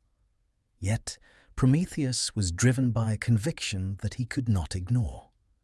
He had already seen the potential for greatness within humanity. He knew that without fire, without the spark of life and creativity, they would remain shackled to the earth, forever vulnerable and reliant on the whims of the gods. But with fire, they could build, they could create a world of their own, independent of divine intervention. Prometheus, using his cunning and foresight, found a way to steal fire from the heart of Olympus, where the gods themselves resided. The fire, carefully tended and contained in the hearth of Zeus's palace, was sacred, a divine symbol of power and order. To take it was to defy the very structure of the cosmos, to violate the hierarchy that had been established by the gods themselves. Yet Prometheus, undeterred, used his intellect to devise a way to bypass the watchful eyes of the gods. It is said that Prometheus took a fennel stalk, a simple and humble plant, and hollowed it out to form a tube. With this tube, he carefully smuggled the fire from Olympus, taking it down to the world below. The fire, though small at first, burned brightly within the fennel stalk, the spark of creation that would light the way for humanity's future. The very act of stealing fire of taking that which was divine and bringing it to the mortal realm, was an assertion of independence, a declaration that the future of mankind would no longer be dictated by the capricious whims of the gods. As Prometheus descended from the heavens with the fire in hand, he knew the consequences of his actions. Zeus would not forgive him. The theft was not just a theft of a material object, it was a theft of power, a theft of the divine right that Zeus had over mortals. The fire was a gift that could never be undone, a gift that would set humanity on a path of enlightenment and self-determination. And so, as Prometheus brought the fire to the world, he did so knowing that he was changing the course of history.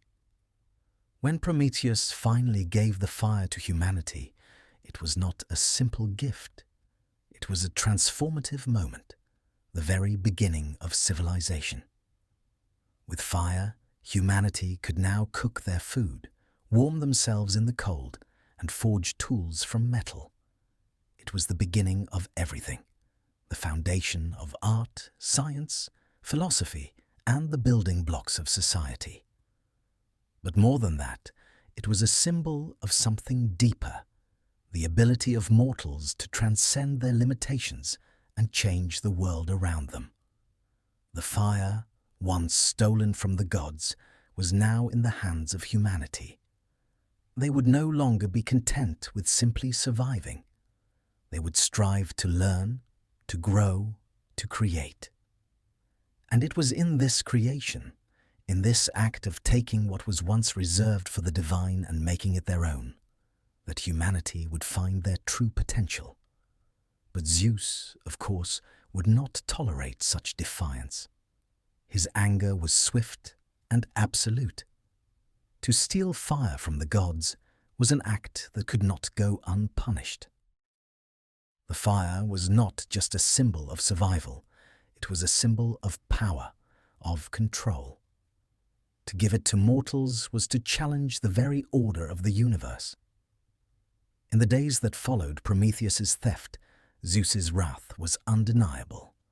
The heavens themselves trembled under the force of his anger. But despite the terror that followed, the fire that Prometheus had stolen could never be extinguished. The spark had been lit, and humanity would never again be the same. The theft, though a moment of great risk and sacrifice, had forever changed the course of history. And so, as Prometheus lay bound to the rock, his body torn by the eagle's relentless beak, he knew that his act had been one of profound significance. His punishment, though eternal, was not a sign of defeat. It was a testament to the power of his gift, a gift that could not be undone. For fire, the spark of knowledge and creation, would forever burn in the hearts of humanity, lighting the way for all that was yet to come. The theft of fire was not simply a divine rebellion, nor was it a singular moment in the narrative of Prometheus. It was, in its essence, a gift, one that would change the course of human history forever. Prometheus, bound to the desolate heights of the Caucasus by Zeus's wrath, knew that the fire he had stolen from Olympus would have consequences far beyond anything the gods could anticipate. The fire, though a simple spark, was more than just a source of warmth and light. It was a symbol of potential, of hope, and of the boundless future that awaited humanity. In the beginning, the gift of fire was nothing more than a flame, small and flickering, but it carried with it an immense power. To the mortals who first received it, the fire was both a blessing and a challenge. It was a gift that brought warmth to the coldest nights, but it was also a gift that demanded responsibility.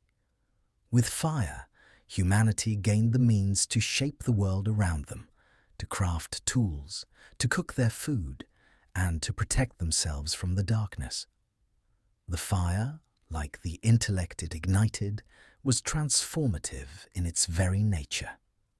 Before the gift of fire, humans had been fragile creatures, dependent on the elements and vulnerable to the forces of nature. They lived in fear of the harsh winters, the wild beasts, and the unpredictable forces that governed the earth. Their existence was simple, governed by the rhythms of nature and marked by a struggle for survival. But with fire, this all began to change. In the warmth of their first fires, humanity found safety and security. No longer did they need to fear the cold or the darkness of the night. Fire gave them the power to create, to fashion weapons and tools from stone and metal, to build homes that could withstand the elements, and to create food through cooking and preservation. It was a catalyst for change, sparking the very beginnings of civilization. But fire's power extended far beyond the practical. It was also a spark of creation in a metaphysical sense. For with fire came the ability to think, to question, and to seek understanding. It was through the light of fire that humanity began to understand the world around them. They could now see into the night, illuminate the unknown, and, most importantly, transform the world according to their will. Fire ignited not just their hearts, but their minds as well. It was the flame of creativity, of curiosity, and of innovation. In the early days, fire was the very lifeblood of human progress.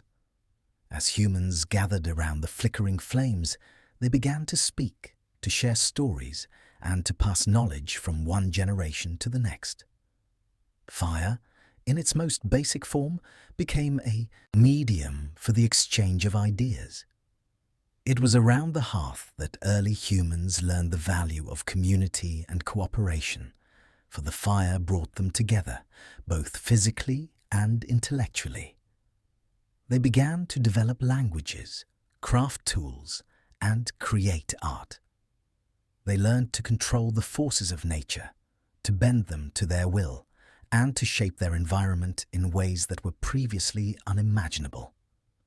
As centuries passed, the power of fire continued to transform humanity. The discovery of fire heralded the dawn of the Bronze Age and the Iron Age, two periods defined by the ability to smelt metal and forge weapons. With fire, humans could now shape the hardest of materials into tools of immense power and precision. They could build great cities, craft complex systems of irrigation, and cultivate vast agricultural lands. Fire had given them the means to conquer not just the elements, but their own limitations. It had given them the ability to move beyond their primitive roots and reach for the stars. Fire, too, gave rise to the arts and science. As humans gained more control over the natural world, they also began to explore the mysteries of the universe. The invention of writing, the development of mathematics, and the creation of the first philosophical systems were all made possible by the spark of knowledge that fire had ignited. In the warmth of their fires, early thinkers and scholars pondered the nature of existence, the structure of the cosmos, and the purpose of life itself. Fire illuminated their minds and inspired the pursuit of wisdom and understanding.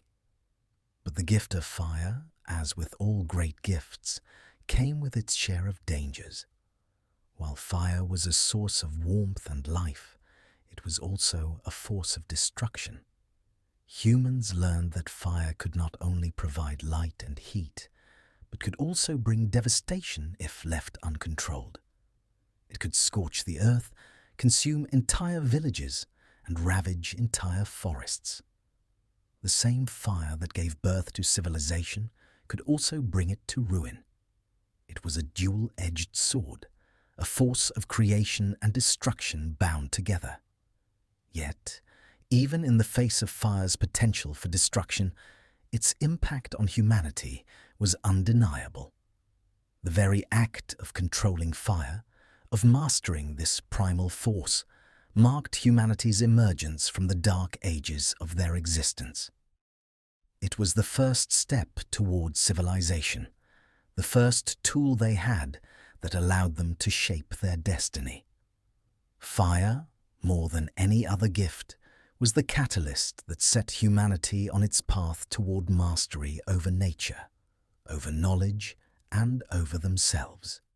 The myth of Prometheus, however, suggests that humanity's relationship with fire is more than simply a tool for survival. It is a metaphor for their struggle to understand their place in the universe. Prometheus, by stealing fire from the gods, gave humanity not just the means to survive, but also the means to question, to challenge, and to create.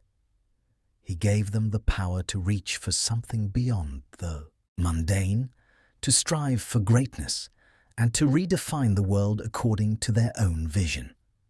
Yet Prometheus's gift also came with the burden of choice. Fire's transformative power was not without its cost. As humanity grew in wisdom and strength, they were faced with the responsibility of wielding their power wisely. The gift of fire, while a symbol of human potential, was also a reminder of the dangers that came with unchecked ambition. The very fire that had brought them light and warmth could, if misused, lead to their downfall.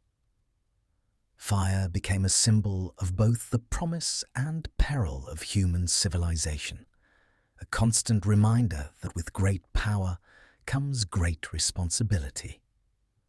For Prometheus, watching from his unrelenting torment, the gift of fire was the culmination of his vision, the realization of his belief in humanity's potential.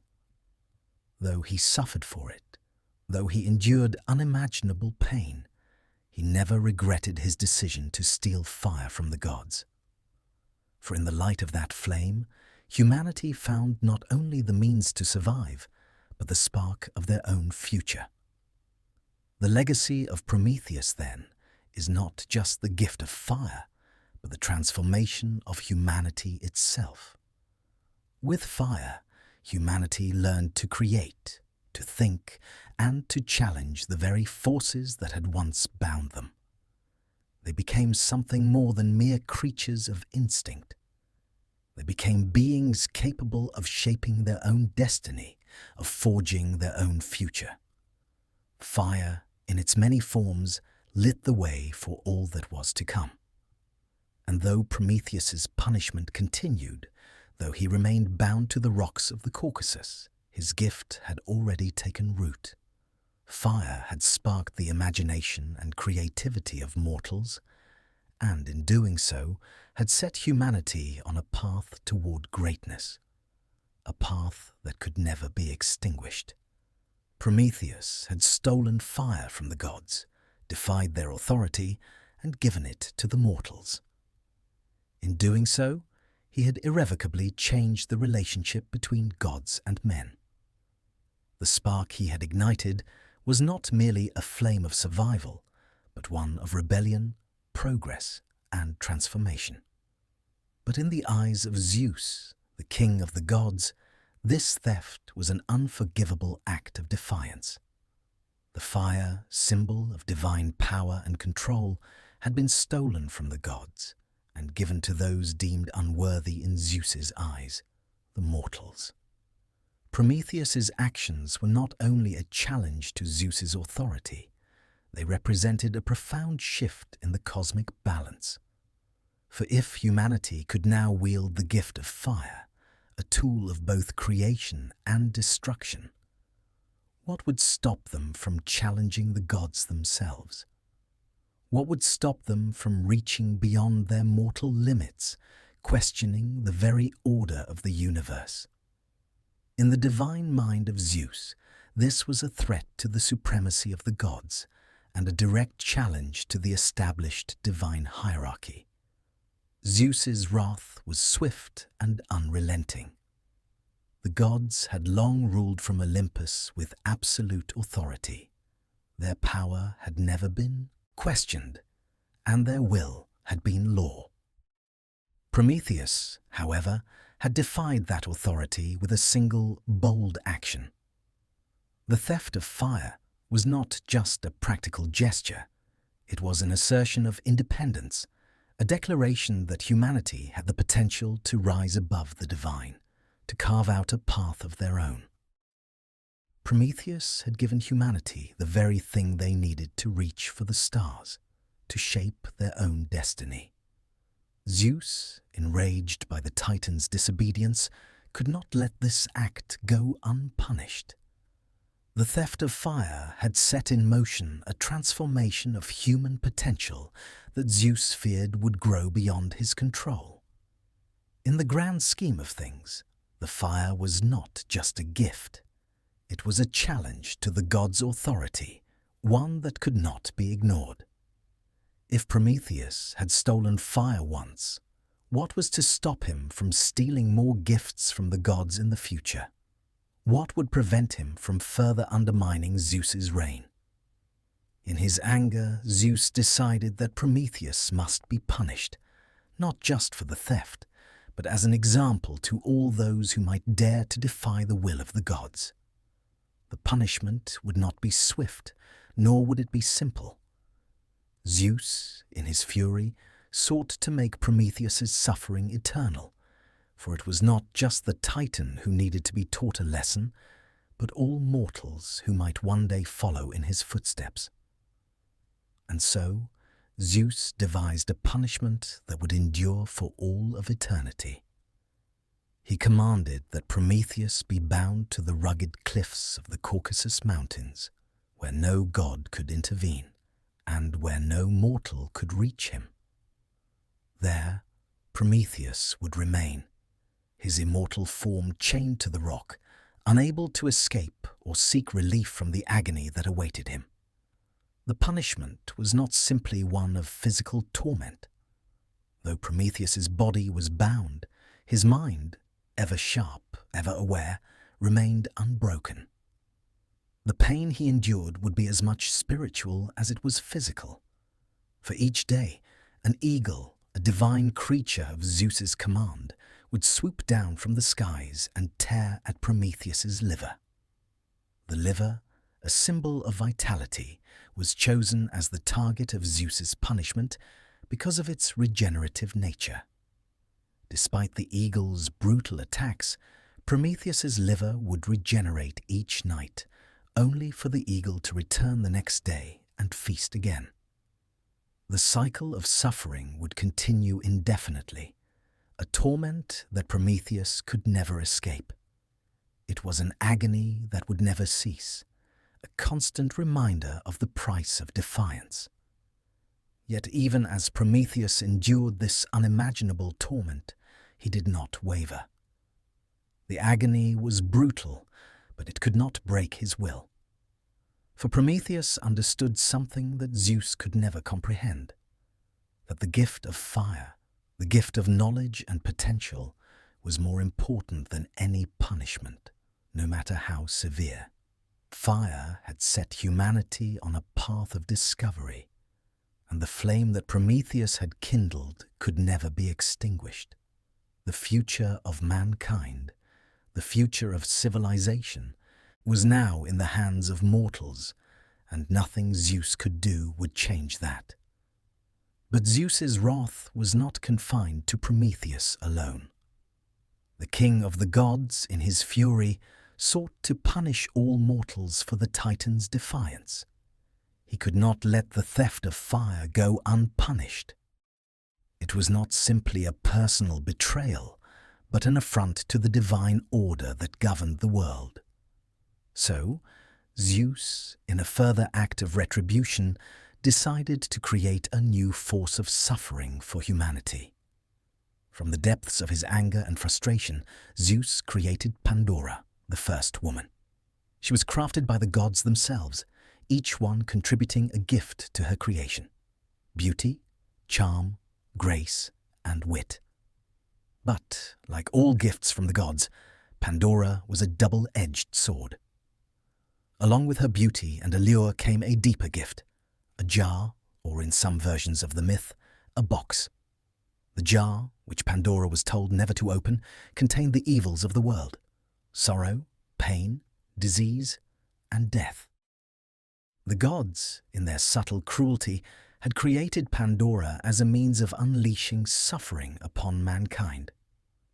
Though she was gifted with charm and allure, she would unknowingly bring about a great catastrophe for the human race. Pandora's arrival on Earth and the subsequent opening of the jar brought about a flood of misfortune.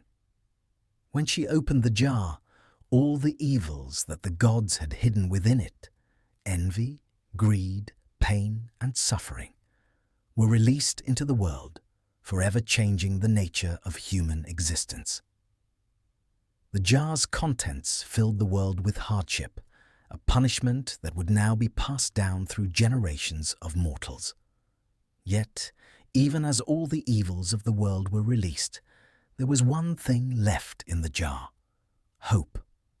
Despite the misery and suffering Pandora had unleashed, the one thing that remained was the possibility of redemption. It was a bitter irony. The punishment Zeus had crafted to punish humanity for the theft of fire was also the source of their potential for growth. In the midst of suffering, hope was left behind, a glimmer of possibility that would drive humanity forward, even in the face of great hardship. For Prometheus, though chained to the rock and tormented endlessly by the eagle, this gift of hope was a quiet reminder that his sacrifice had not been in vain. Despite the wrath of Zeus, despite the suffering he endured, the fire he had given to humanity continued to burn brightly. The flame of knowledge, creativity, and progress would never be extinguished, no matter how much the gods tried to suppress it. As the centuries passed, Prometheus's punishment became a symbol, not just of defiance, but of endurance. The Titan, bound to the rock and tormented without end, remained a testament to the power of hope and the unyielding potential of humanity. Even in the face of Zeus's wrath, even in the depths of suffering, Prometheus remained unbroken. His gift, his vision for humanity, lived on in the hearts of mortals who continued to build, to learn, and to create. The punishment of Prometheus, though born of divine fury, would not be as fleeting as Zeus might have hoped. It was not simply a matter of pain or suffering, nor could it be measured by any earthly means. The torment that Zeus devised for Prometheus was not intended to break him physically alone, for the Titan's body was immortal and his resilience unmatched. No, Zeus's true intent was to strike at Prometheus's spirit, to force him to experience the futility of his defiance. Yet, for all the power Zeus wielded, for all the agony inflicted upon Prometheus, the Titan's will remained unshaken. His punishment, instead of breaking him, became a quiet testament to the strength of his vision and to the enduring nature of his gift. For Prometheus, bound to the rock of the Caucasus, there was no escape, no hope of release. His immortal form, though unyielding, was subjected to the eagle's unrelenting feast each day. The eagle, a divine predator sent by Zeus himself, would descend upon the Titan, tearing at his liver with its sharp talons and cruel beak. Yet Prometheus's immortality ensured that his liver would regenerate each night, only to be torn apart again the next day. This cycle of agony was both physical and psychological. The pain was excruciating, but what truly tormented Prometheus was the realization that he was powerless to end it. He could do nothing but endure, chained and broken by the weight of his actions. It was a punishment designed to last eternally, one that Zeus believed would finally quell the Titan's defiance. But even in the midst of his endless suffering, Prometheus did not regret the gift he had given to humanity. For the Titan, the fire was more than just a gift. It was a force of change, a force that could never be undone. Fire had lit the path to civilization, ignited the potential of humankind, and given them the means to transcend their own limitations. The fire was a symbol of hope and progress, of the quiet rebellion that could challenge even the might of the gods. No matter the agony he endured, Prometheus knew that the fire he had stolen would continue to burn brightly in the hearts of mortals. In his isolation, Prometheus was forced to reflect on his choices, on the weight of his decision to steal fire from the gods. His bond to the earth, to the stone, was not just a physical one. It was symbolic of his eternal commitment to the mortals he had saved. He had given them the gift of fire, and in doing so, he had offered them the possibility of creation, of learning, and of mastery over their environment. Fire had enabled them to build cities, forge weapons, craft tools, and develop the means to survive in a world that had once seemed so indifferent to them. And it was this gift that made Prometheus's suffering meaningful. The suffering was not for nothing. It was the price he paid for the future of humanity, a future that had been irrevocably changed. But for all the enduring nature of Prometheus's defiance, there was a growing sense of isolation in his punishment. Though the eagle's daily torment could not break him, it was a reminder that the gods had left him alone in his suffering. His imprisonment was meant to be a symbol, a public display of the consequences of defying Zeus, a way to demonstrate the might of the Olympians. Yet, the truth was that Prometheus's endurance, his refusal to break, was a form of quiet rebellion that no punishment could truly extinguish. It was as if the more Zeus sought to punish Prometheus, the more the Titan's spirit only grew stronger. And yet, Prometheus could not escape his chains. No intervention from the gods, no plea for mercy would reach Zeus. The Titan's punishment was meant to be eternal, his torment never-ending. And yet, even as the centuries passed, the question lingered in Prometheus's mind. For how long would the gods allow this suffering to continue? Would there ever be an end to it? It was in this period of reflection and isolation that Prometheus began to understand the full depth of the consequences of his actions. The fire, though a gift, was also a burden, one that humanity would carry with them forever. The gift of fire had brought progress, but it had also brought destruction. The very fire that had enabled humanity to build civilizations had also given rise to war, to greed, to envy, and to suffering. It was through fire that empires were built, but it was also through fire that they were destroyed. The flame of knowledge and creation, once ignited, could never be extinguished. In this way, the gift Prometheus had given was both a blessing and a curse. As Prometheus lay chained to the rock, unable to move, unable to intervene, he watched as humanity flourished and faltered in the wake of his gift. There were moments of brilliance, of artistic and scientific achievement, as mortals reached for the stars and explored the mysteries of the world. But there were also moments of tragedy, as the same fire that gave them power also consumed them in its destructive force. It was as if Prometheus had set in motion a force that he could no longer control, a force that could bring both greatness and ruin. Despite this, Prometheus never wavered in his belief that the gift of fire was worth the cost. He had seen the potential within humanity, a potential that could only be realized through the acquisition of knowledge. The fire was not just a physical gift.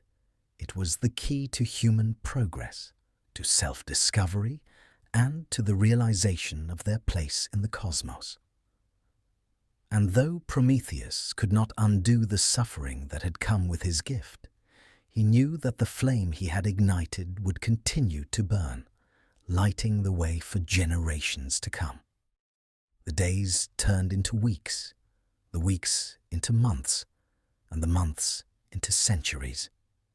And yet Prometheus remained bound, his torment never ceasing. Zeus's wrath, it seemed, had no end.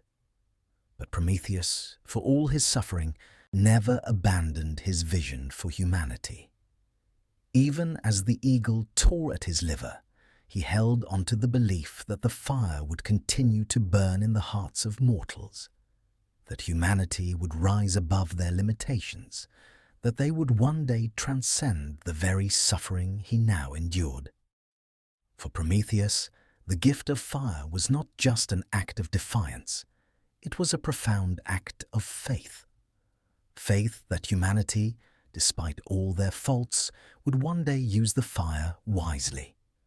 Faith that they would learn from their mistakes, grow beyond their destructive tendencies, and create a world that could embrace both the light and the darkness that fire symbolized. The gift was his offering to them, and in return, all he asked was that they rise to their full potential. And so, even as he endured the torment of the eagle and the unrelenting weight of his chains, Prometheus remained unwavering. The fire he had stolen from Olympus was a flame that could never be extinguished, a spark that would continue to burn in the hearts of humanity for all eternity. It was a gift that would shape the course of the world and, ultimately, transcend the wrath of Zeus himself. In the aftermath of Prometheus's defiance and the fire he had given to humanity, a new chapter in the saga of the gods unfolded. Zeus, the king of Olympus, had already sought his revenge against Prometheus, chaining him to the Caucasus to suffer endless torment. But even in his anger, Zeus had one more move to make, one that would extend beyond Prometheus to affect all of humankind. It was in the wake of Prometheus's theft of fire and the unrest it caused among the gods that Zeus decided to fashion a new creation, one that would serve as both punishment and a warning to humanity. In his wrath, Zeus sought to create something far more subtle and insidious than mere physical punishment. He would give humanity a gift, one that seemed benign on the surface, but would carry within it the seeds of suffering. And so, from the divine hands of the gods, came Pandora, the first woman. She was crafted by Zeus himself, and each of the gods contributed a part to her creation. From Aphrodite, the goddess of love, Pandora received beauty. From Hermes, the god of trickery and communication, she was given speech and charm. From Athena, the goddess of wisdom, she was bestowed with grace. And from Hera, the queen of the gods, Pandora received a spirit of curiosity. She was an image of divine perfection, a being designed to captivate and enchant. Pandora's creation, however, was not entirely innocent. As beautiful and alluring as she was, Pandora carried with her a great burden, the infamous jar or box, depending on the version of the myth. This jar was a gift from Zeus, though it was not one of kindness. In it, Zeus placed all the evils that had once been sealed away: pain, sickness, death, greed, envy, and despair. The jar contained the full weight of human suffering, the dark forces that had been hidden from the world. But there was one thing, one gift that Zeus had kept in reserve, tucked away at the very bottom of the jar: hope. Pandora was given this jar with one simple instruction: do not open it. But as with all such instructions, the temptation proved too great. Pandora, in her curiosity, a quality intentionally imbued in her by the gods, could not resist the urge to look inside. And so, one day, overcome by her need to know, she opened the jar. As the lid was lifted, all the evils of the world rushed out in a dark, swirling cloud. Sickness spread across the land, envy crept into the hearts of men, and despair darkened the skies. Death and suffering, once sealed away, were now released into the world for all eternity. Humanity, who had once known only the warmth of Prometheus's gift of fire, now had to contend with the cold shadow of the evils that Pandora had unwittingly unleashed. As the world was filled with the weight of these afflictions, Pandora hurriedly closed the jar. But it was too late. The damage had been done. The evils that had escaped were now a permanent part of the human experience, woven into the fabric of existence. Yet, at the very bottom of the jar, there remained one last thing: hope.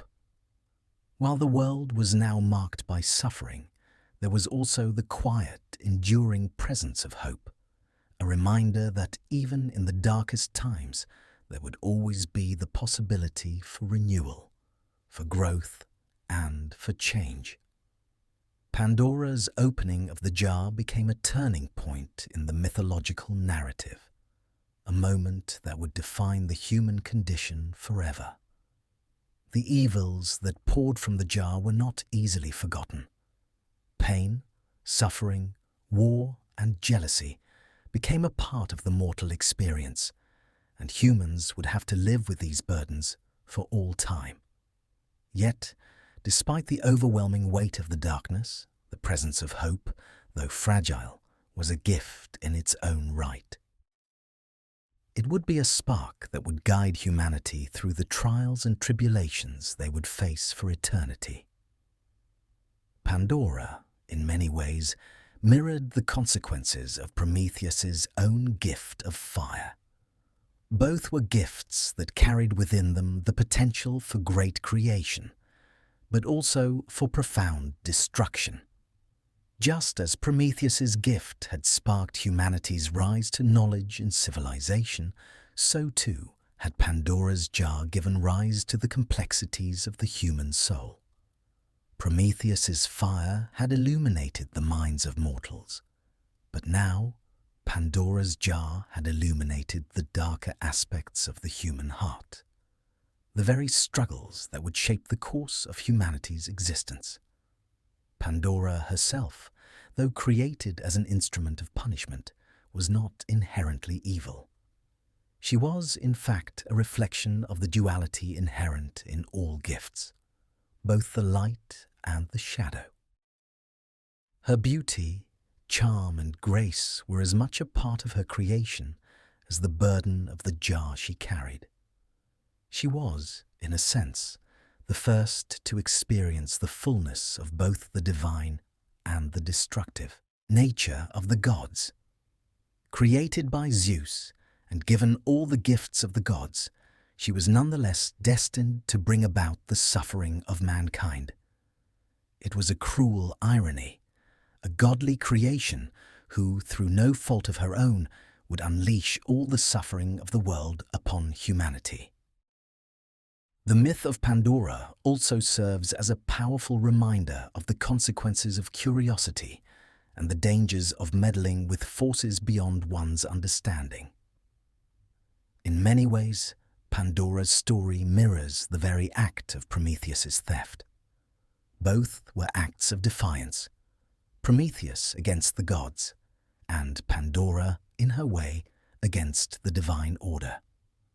Prometheus's defiance was motivated by compassion and a belief in humanity's potential, but Pandora's act, though accidental, was driven by curiosity. The result of both acts was the same. Humanity was forever changed, not only by the gifts they had received, but by the burdens that came with them. Pandora's story also reveals the complexity of human existence. Despite the evils released into the world, the gift of hope that remained in the jar was a crucial element in understanding humanity's capacity to endure. While humans would now live with pain and suffering, they were also given the ability to hope, the ability to look beyond the darkness and believe in the possibility of something better. Hope became a force in itself, an antidote to despair, and a tool that humans could use to find meaning in the face of suffering. Pandora's role in the myth was not as an antagonist, but as a symbol of humanity's frailty, their potential for greatness, and their capacity for resilience. She, like Prometheus, became a figure that represented the tension between the divine and the mortal, between the gifts that elevate and the burdens they carry. As the world adjusted to its new reality, the lesson of Pandora's jar became ingrained in the human soul. Though suffering would be a constant companion, the gift of hope, that fragile, unyielding light, would remain a beacon in the darkest of times. The world would never again be free from the evils unleashed by Pandora's curiosity, but as long as there was hope, humanity would continue to rise, to create, and to endure. For centuries, Prometheus endured his punishment, a torment so relentless that it seemed as though the very essence of his existence was bound in chains of pain. His liver, eternally torn apart by the eagle, regenerated each night only to be devoured again the next day. His body remained bound to the cold stone of the Caucasus, his limbs shackled by the will of Zeus, who had sought to make an example of the Titan. Yet despite this unyielding agony, Prometheus remained unbroken, steadfast in the knowledge that the gift he had given to humanity, the gift of fire, was a flame that could never be extinguished. It had already changed the course of the world. The potential of humankind had been set alight, and nothing could undo that. Prometheus's defiance and suffering were not without reason. The fire he had stolen from the gods had allowed humanity to rise, to create, and to become more than mere creatures of instinct. With fire came knowledge, culture, and civilization. Prometheus had acted not out of malice or pride, but from a deep-seated belief in the potential of humanity to transcend their limitations. He had sought to offer them the tools to forge their own destiny, to shape a world of their own choosing, independent of divine interference. The fire, though a gift of creation, had also brought destruction. It allowed humanity to reach for greatness, but also brought with it the potential for ruin. Yet, in Prometheus's eyes, it was worth the cost. Still, the pain he endured was unbearable.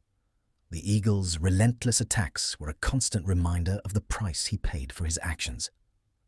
The gods had made Prometheus an eternal martyr, a symbol of defiance and suffering. But even as he bore the weight of Zeus's wrath, Prometheus never lost hope. The fire he had given to humanity would continue to burn in their hearts, lighting the way for future generations. Even in the face of suffering, Prometheus knew that humanity's potential had already been realized. They had been given the spark to build, to learn, and to create. It was during these dark, endless centuries of torment that the myth took a turn, for Prometheus's suffering would not remain eternal. In time, a change was on the horizon, and a new force, one of mercy, strength, and destiny, would intervene. This force came in the form of Heracles, the greatest of the Greek heroes, known for his unparalleled strength, courage, and the completion of the 12 labors. Heracles, in many ways, represented the pinnacle of human potential, the very thing Prometheus had long believed in, even as he faced his punishment. Heracles had been sent on many quests by the gods, and his path eventually led him to the Caucasus Mountains, where Prometheus remained chained to the rock. Heracles, ever compassionate and brave, was moved by the Titan's plight. Despite the Olympian god's desire to see Prometheus suffer, Heracles saw the Titan as a figure of nobility, one who had given humanity the very thing they needed to evolve. He knew that Prometheus's torment was not a punishment for a simple crime, but an eternal sentence for a noble act, an act that had given the world light, fire, and the possibility of a future. Heracles, with his mighty strength and indomitable will, decided to free Prometheus from his chains. He knew the peril involved. Zeus would not forgive this act of mercy, and Heracles would risk the wrath of the king of the gods. Yet, in his heart, the hero understood that Prometheus's suffering was unjust. To allow the Titan to remain chained was to deny the very essence of what Prometheus had given to humanity: hope, creativity, and knowledge. In the face of Zeus's anger, Heracles took it upon himself to end Prometheus's torment.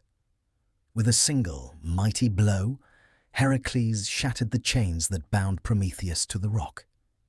He then turned to the eagle, whose relentless feasting had plagued Prometheus for so long.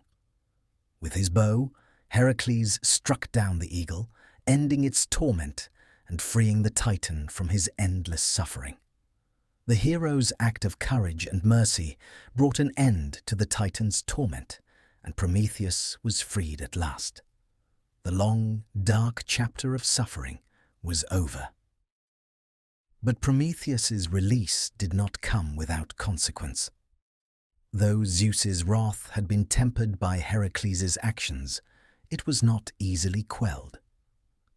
The king of the gods, though momentarily appeased by the hero's intervention, did not forget the rebellion of Prometheus.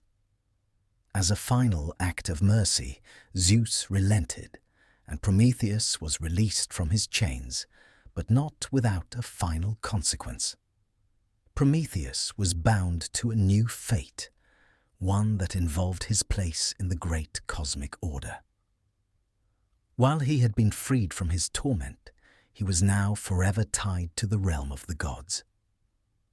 In return for his release, Prometheus was compelled to serve the Olympians in ways that were dictated by the will of Zeus. The release of Prometheus marked a turning point in his journey, one that showed the balance between suffering and redemption, between punishment and grace. Heracles' intervention was a profound act of mercy that, for the first time in ages, allowed Prometheus to be free from the eagle's unrelenting beak. Yet, it also marked the beginning of a new relationship between the gods and the Titan. Prometheus's freedom was not without limits, and though he had given humanity the gift of fire, it was Zeus who still held the final say in the fate of gods and mortals alike. For Prometheus, his liberation was both a blessing and a reminder of the divine order that could never be fully shaken. He had been freed from his chains, but the cost was a part of him that would never be the same.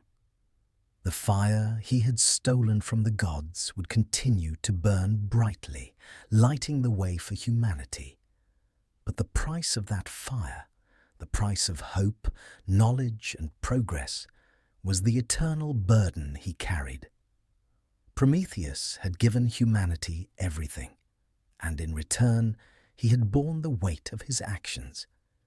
He had offered them the tools of creation, but in doing so had opened the door to suffering and sacrifice. Yet, despite the burden that remained, Prometheus's spirit had not been crushed.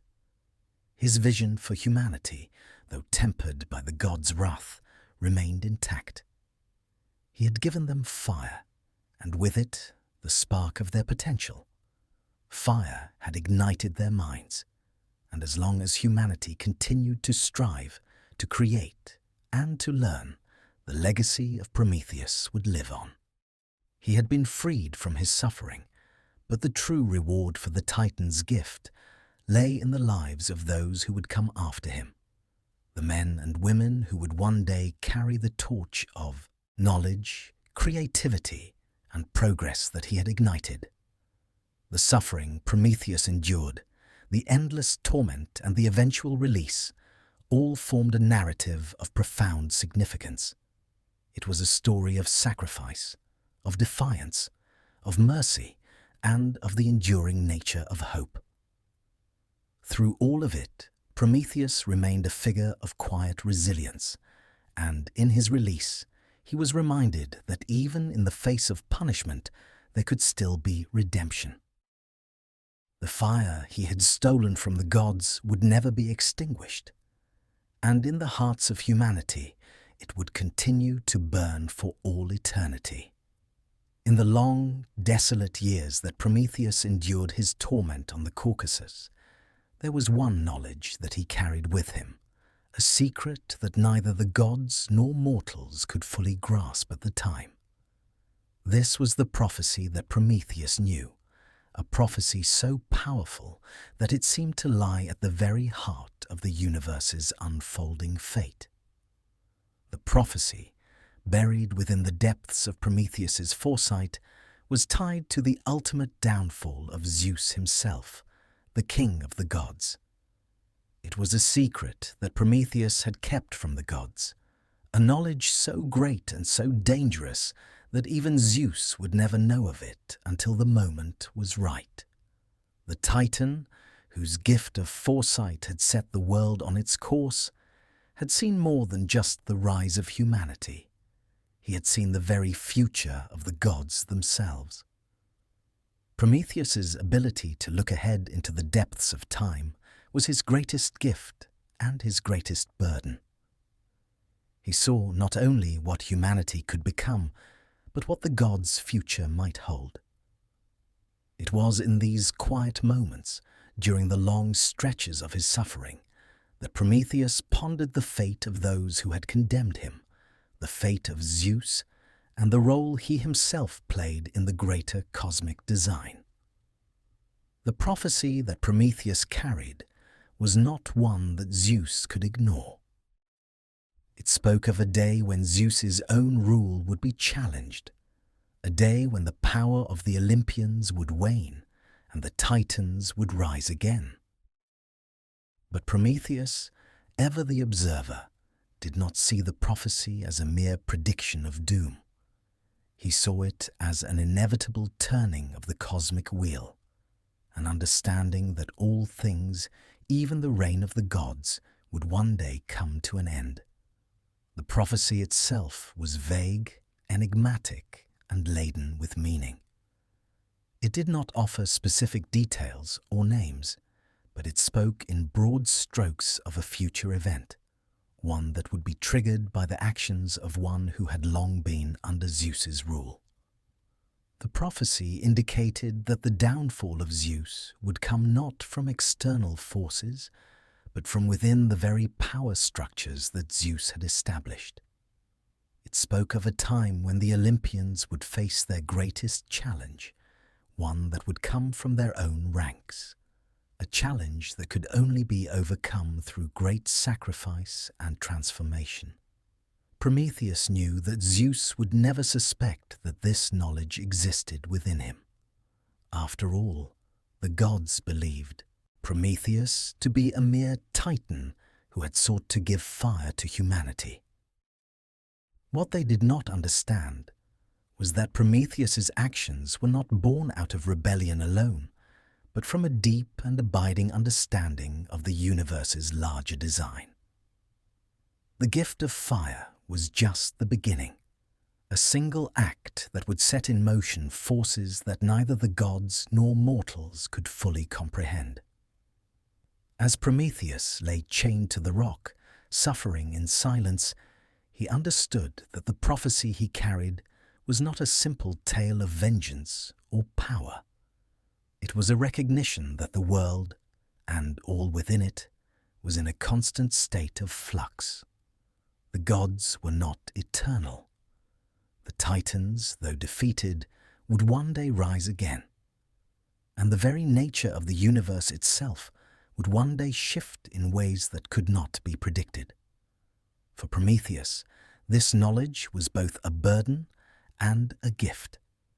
He could not share the prophecy with the gods, for to do so would mean certain death.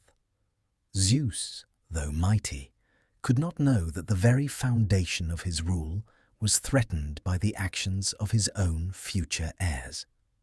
The prophecy did not speak of a specific time or a specific event. It was simply a part of the larger cosmic order, a part of the eternal cycle of birth, growth, and destruction. The gods themselves, for all their power, were not immune to this cycle. Prometheus's foresight allowed him to see the consequences of his own actions. He knew that giving humanity fire would ignite a new phase in their existence, one that would inevitably lead to the rise of knowledge, power, and autonomy. But this new age would not be without its struggles. Humanity would have to grapple with their own creation, their own capacity for both greatness and destruction. In this, Prometheus saw the parallel to the prophecy that hung over the Olympians. Just as humanity's path was shaped by the gift of fire, so too would the gods' path be shaped by their own power, and their inability to fully grasp the consequences of their actions. Though Prometheus could not share the prophecy with Zeus, he carried it with him as a reminder of the fragility of divine power. The gods, for all their strength and majesty, were not invincible. They were bound by the same cosmic laws that governed the world of mortals. Prometheus, in his quiet defiance, had set in motion a force that could not be undone. His gift to humanity, the fire, would not only illuminate the world, but would also awaken something in the gods themselves. Zeus's wrath, though formidable, could not change the course of the prophecy. In time, the seeds of the gods' downfall would be sown by their own hands. In his chains, Prometheus's mind often turned to the future. He knew that the day would come when his suffering would end, when the gods would face the consequences of their actions.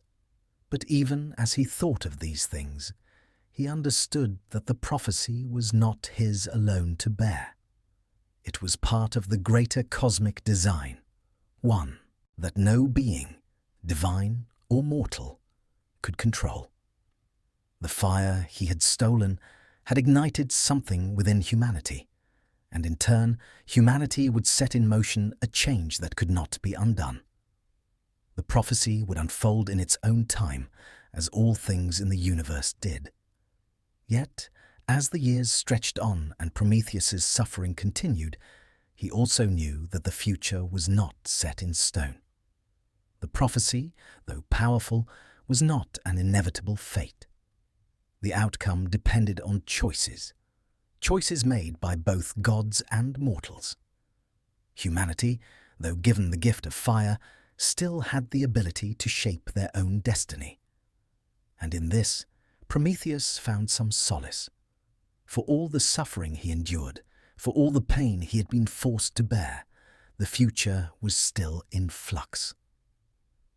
The prophecy he carried was not a sentence, but a possibility, one that could be shaped by the actions of those who would come after him. In the end, Prometheus's role in the grand scheme of the universe was more than that of a defiant titan or a martyr. He was a witness to the eternal struggle of creation and destruction, of progress and destruction. His gift to humanity was both a blessing and a burden, just as the prophecy he carried was both a warning and a possibility. And though Prometheus's punishment seemed endless, he understood that his suffering, like everything else in the cosmos, was part of a larger, timeless cycle. The prophecy, though unspoken, remained within Prometheus's heart, guiding him through the centuries of torment. It was a reminder that the world and the gods were not eternal. Even the might of Zeus would eventually be undone. The fire, the spark that Prometheus had stolen, would continue to burn, lighting the way for those who would one day challenge the gods, just as Prometheus had once done. For centuries, Prometheus endured his torment, bound to the lonely peak of the Caucasus, suffering the relentless attacks of the eagle. Yet, even in the face of such unimaginable pain, there was something Prometheus could not deny: a quiet, deep-seated belief in the future he had set in motion, the future of humanity. His suffering was a price, not just for stealing fire, but for offering humanity the chance to grow, to rise, and to transcend their mortal limitations.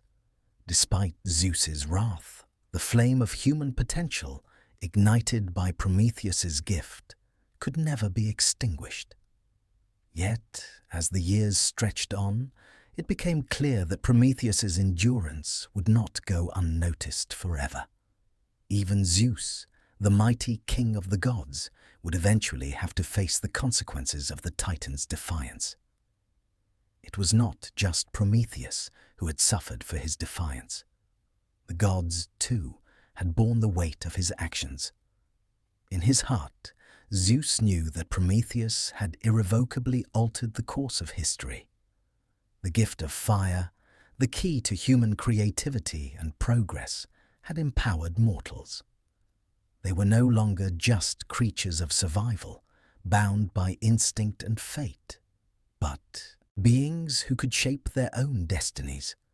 They could create cities, develop knowledge, build civilizations, and ultimately challenge the gods themselves.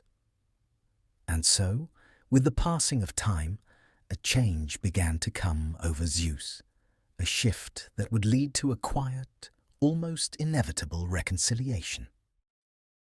While the king of the gods was still filled with wrath, he was also keenly aware that Prometheus's punishment had, perhaps, reached its limit. The Titan had endured long enough, and his torment, though unyielding, seemed to carry no end in sight. For all the anger and pride Zeus held within him, even he could not ignore the implications of Prometheus's suffering. The Titan had given humanity fire, and in doing so had granted them a power that Zeus could neither control nor extinguish. Mortals, under the influence of Prometheus's gift, were becoming more than mere subjects of the gods. They were becoming their own force, one that might one day rise up against the very will of the Olympians. It was in this climate, the long years of Prometheus's suffering, that Zeus summoned the Titan to a moment of reckoning. The gods, though powerful, were not beyond the rules of fate. The prophecy that Prometheus carried, one that foretold the downfall of Zeus, hung over them like a shadow, and Zeus, ever vigilant of his own reign, could not help but acknowledge that the time was drawing near when the balance of power in the universe would shift. And so, Zeus sent his herald, the messenger god Hermes, to the lonely peak of the Caucasus. With wings of gold and speed unmatched, Hermes descended to the place where Prometheus was bound. There, among the echoes of the Titan's endless suffering, Hermes delivered the message of Zeus. The king of the gods was willing to offer Prometheus a chance at redemption, a bargain that would end his torment and restore the Titan to some semblance of grace. Prometheus, though weakened by centuries of suffering, stood tall as he received Hermes' message. He had long known that his fate could only be changed through the intervention of Zeus himself. But this moment, this offer of a bargain, was something Prometheus had long anticipated. Even in the midst of his chains, Prometheus had seen the potential for reconciliation, though he never believed it would come so soon. In his heart, he had always believed that there was more to the story than just suffering and retribution. He had given humanity fire for a reason, and the fire he had ignited was far more than just a physical gift. It was the key to something greater. Zeus's offer was simple, though its consequences were profound. In exchange for his release, Prometheus would have to reveal the one thing Zeus had long coveted: the identity of the mortal who would one day bring about the downfall of the Olympian king. The prophecy that Prometheus had carried for so long, the one that foretold Zeus's eventual fall, would have to be shared. Zeus demanded that Prometheus reveal this mortal, the one who, through no fault of their own, would bring about the end of the Olympians' reign. Prometheus, ever the wise and shrewd Titan, knew the cost of this bargain. He understood the implications of what Zeus asked. The prophecy was not just a warning for the gods, it was a key to the future. Prometheus, despite his torment, had held on to this knowledge not because he wished to see Zeus fall, but because he knew that the gods' power was not eternal. Like all things in the cosmos, the reign of the Olympians would eventually come to an end. Whether it came through war, betrayal, or fate, the gods would eventually face the consequences of their actions.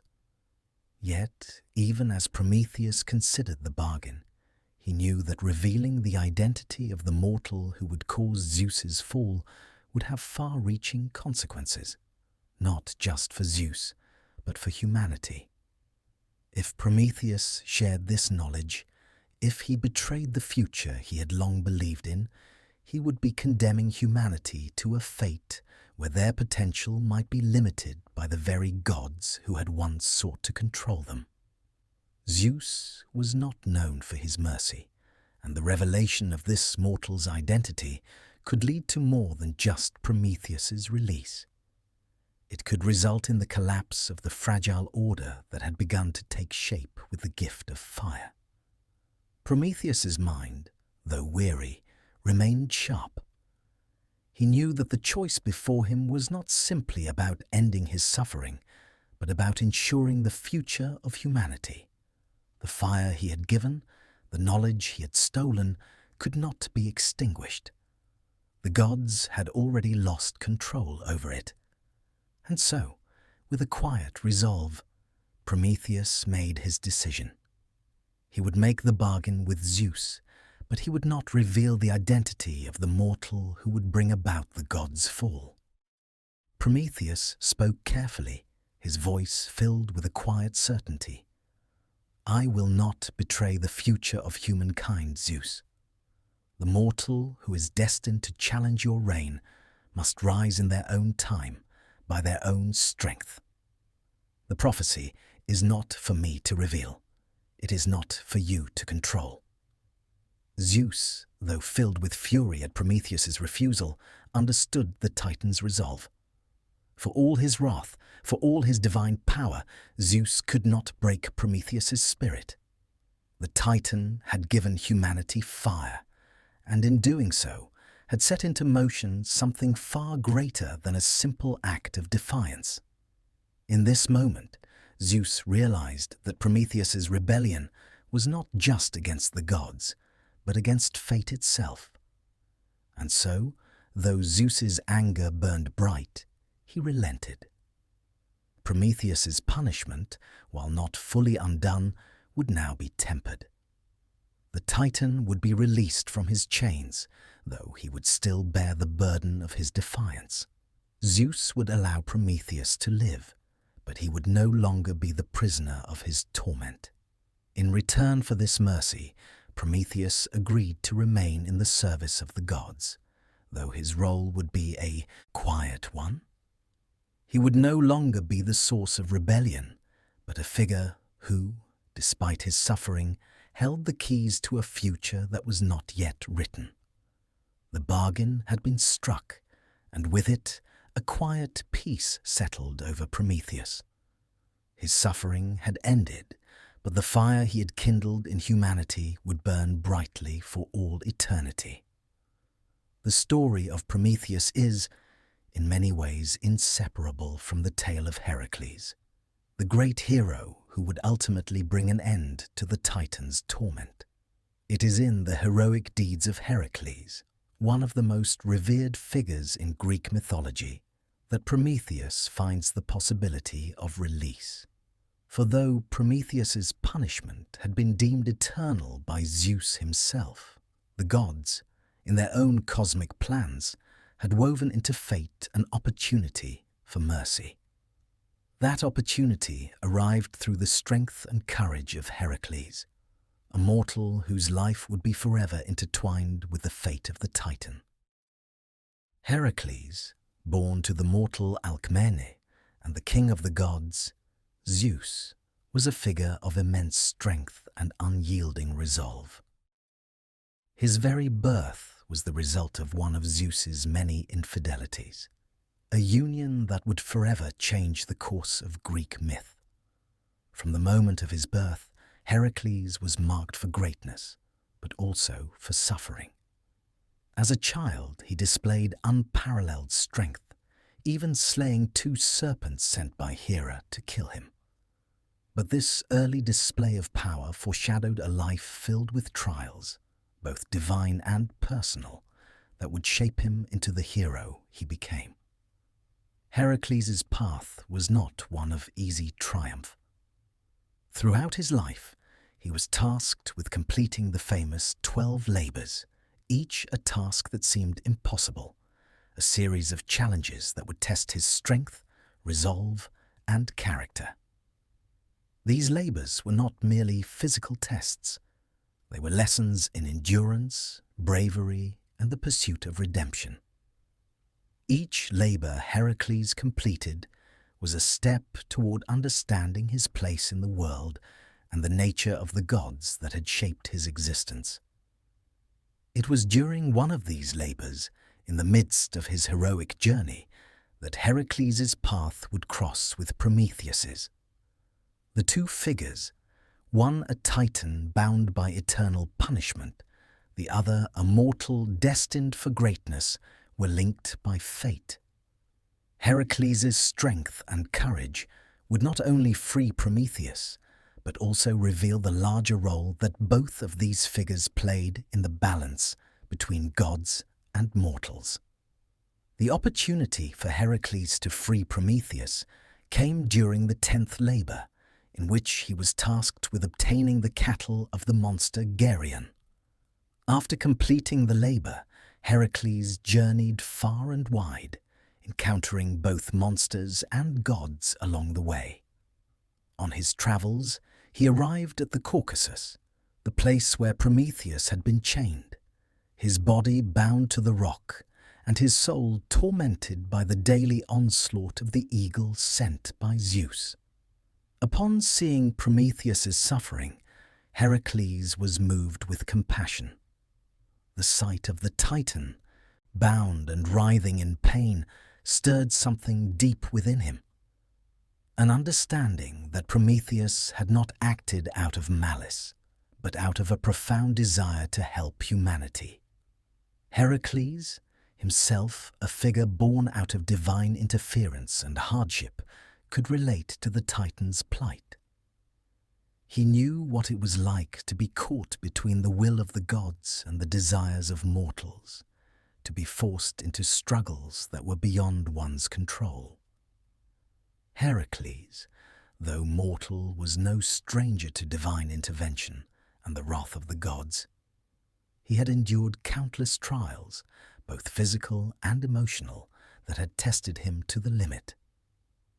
Yet, unlike Prometheus, Heracles had always been granted a path to redemption, a chance to earn his place in the heavens through his acts of bravery and strength. Prometheus, on the other hand, had given the gods no such opportunity. His punishment had been deemed eternal, and it was only by the mercy of Zeus, albeit grudgingly extended, that Prometheus had any chance of release. But Heracles, with his immense strength and unwavering resolve, was not one to simply accept the status quo. He believed in justice, in the idea that even the gods' decisions could be challenged, even if it meant risking their wrath. And so, Heracles took it upon himself to bring an end to Prometheus's suffering. The method of Prometheus's release was simple yet profound. With a single blow of his mighty club, Heracles struck the chains that bound Prometheus to the rock. The bonds that had held the Titan captive for centuries shattered before the force of Heracles' strength. The eagle that had tormented Prometheus daily was slain by Heracles' arrows, ending its ceaseless attacks. In that single act, the hero fulfilled more than just a task. He gave Prometheus the freedom that had been denied him for so long. Yet, Heracles' intervention did not come without consequence. Zeus, though powerful, was not one to forget such an affront. Even though Heracles was a son of Zeus, the king of the gods could not allow the release of Prometheus to go unpunished. The wrath of Zeus was swift and sharp, and though Heracles was ultimately granted forgiveness for his actions, the implications of Prometheus's release rippled through the divine world. The act of Heracles freeing Prometheus was not just a heroic feat. It was a reminder of the complexities of divine power and fate. While the gods had the ability to impose suffering and punishment, they also had the power to show mercy, even if that mercy came through the hands of a mortal. Heracles, through his strength and compassion, had broken the cycle of torment that Zeus had set in motion. Yet, in doing so, he had also set in motion a new phase of existence, one where the gods would no longer have absolute control over the fate of mortals and immortals alike. For Prometheus, his release meant more than just the end of his physical suffering. It was a return to the world, a world he had shaped, with his gift of fire.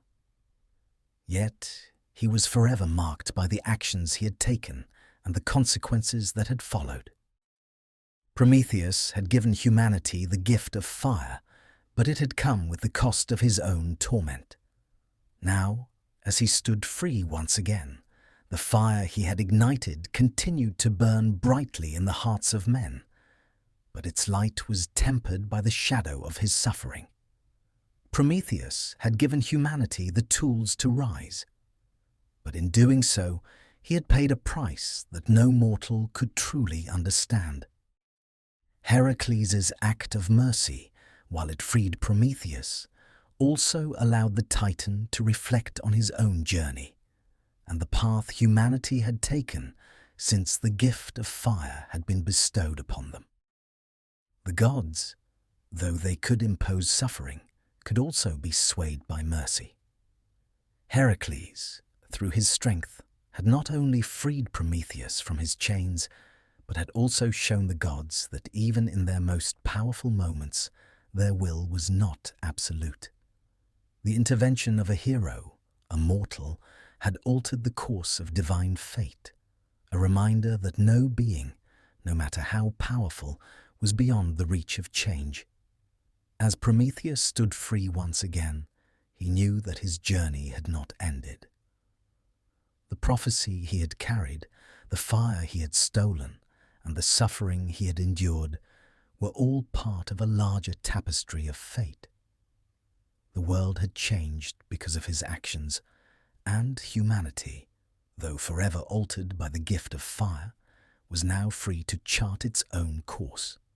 In the end, Prometheus's story was not one of simple rebellion or punishment, but of the unbreakable bond between gods and mortals, of the cycles of creation and destruction, and of the quiet, enduring power of hope. After centuries of torment, Prometheus was finally freed from his chains by the hands of Heracles.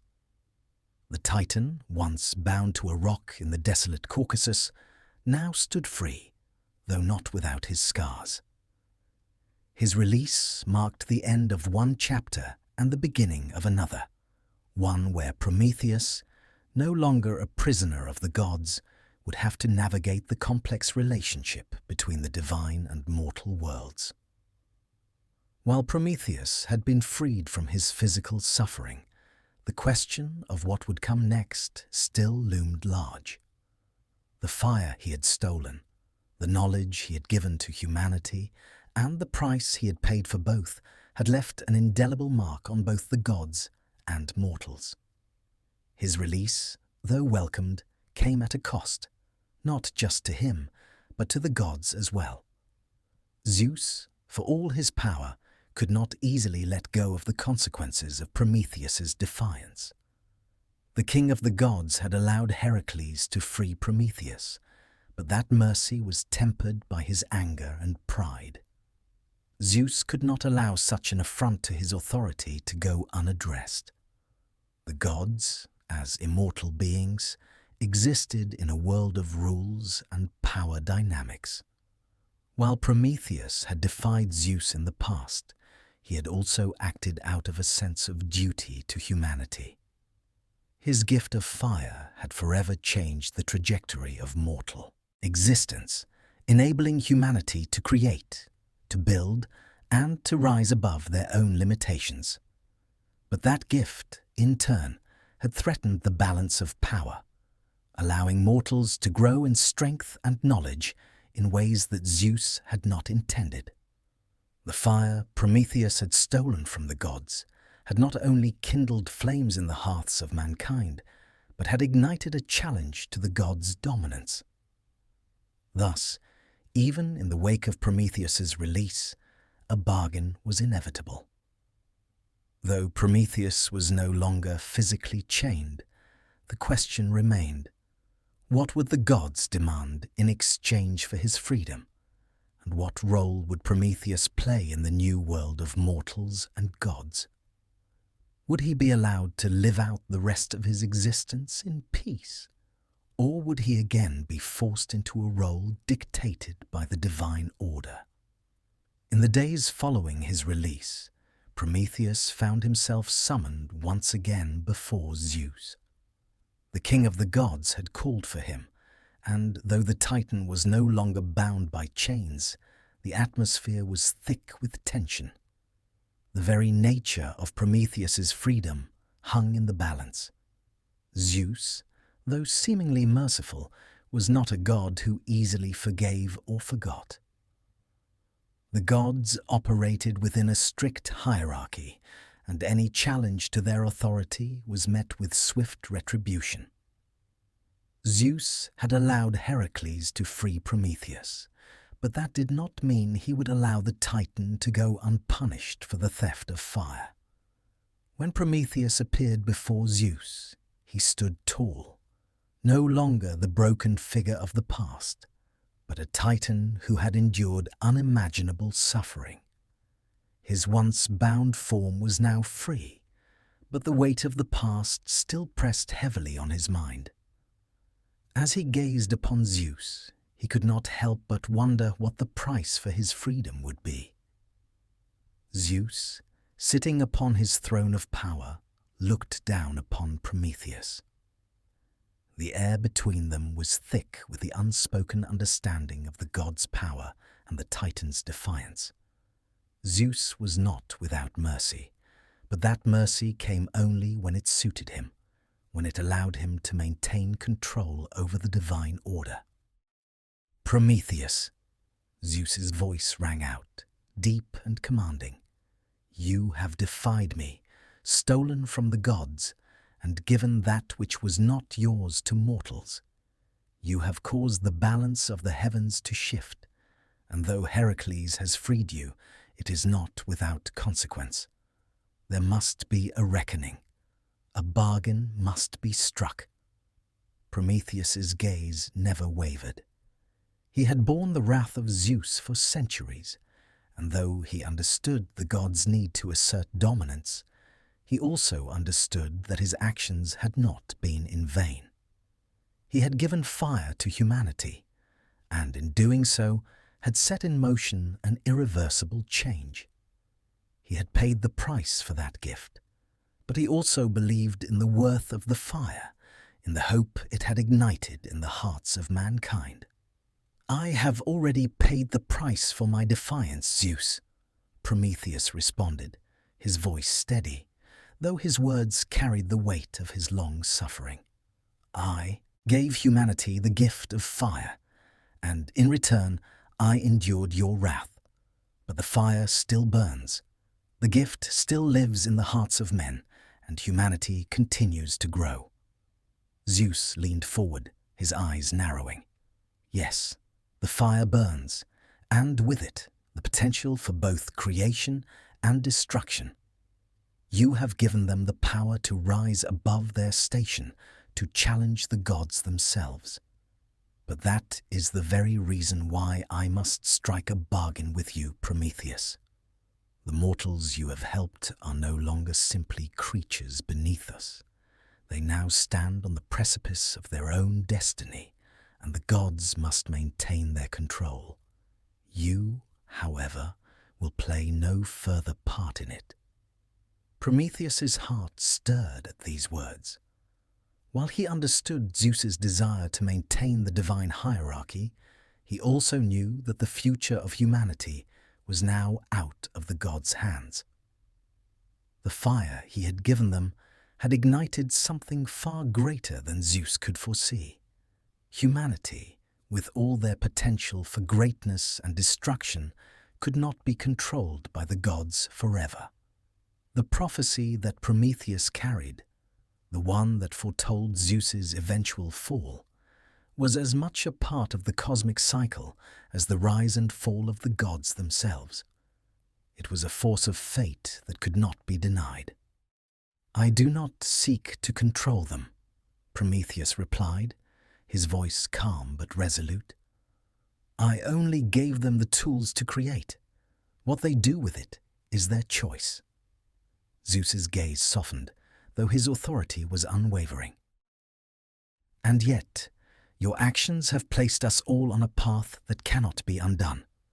The fire you gave them is a spark of independence, one that will burn brighter with each passing generation. And that is why you must be bound again, in a different way. Prometheus felt a stir of unease. Was this a return to his eternal punishment, or was it something else? Would Zeus seek to strip him of the very fire he had given to humanity? Not in chains, Zeus continued, sensing Prometheus's unease. This time, you will not be bound in body, but in spirit. You will no longer be a prisoner of the rock, but of the fate you have set in motion. I will allow you to live among mortals, to walk freely in the world, but you will never be free of the consequences of your actions. The mortals you helped will look to you as a guide, but you will also bear the weight of their choices. Prometheus understood. It was not a punishment in the traditional sense, but a binding that could never be fully undone. He would be free to walk among the mortals, but his connection to them would be a constant reminder of the fire he had stolen and the price of his rebellion. And so the bargain was struck. Prometheus would be free to live in the world of men, but he would bear the burden of his choices for eternity.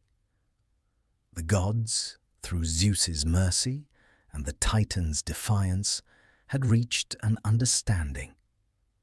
Prometheus had paid for his actions with suffering, and now he would live. In a world where humanity's future was his constant companion.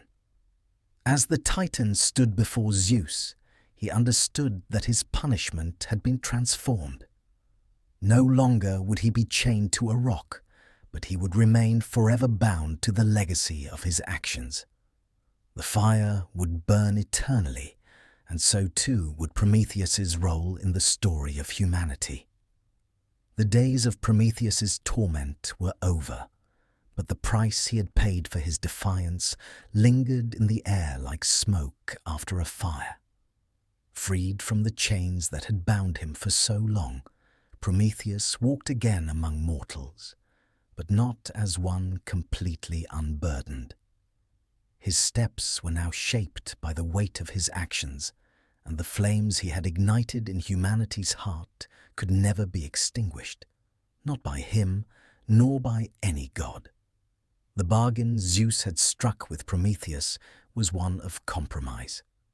Zeus had allowed the Titan to roam the world of mortals, but with one irrevocable condition. Prometheus could never fully sever his connection to the very gift he had given to humankind. His role was now far more complex. He was no longer merely a prisoner bound to the rock. He was a silent, guiding force in the world, a reminder of the costs of rebellion, but also of the possibility of redemption. As Prometheus walked through the world, he saw both the beauty and the tragedy of the human race. The fire he had stolen had not only given them warmth, it had sparked their creativity, their desire to build, and their capacity to create both art and destruction. Mankind's hands, once cold and unsteady, now shaped tools of progress and weapons of war.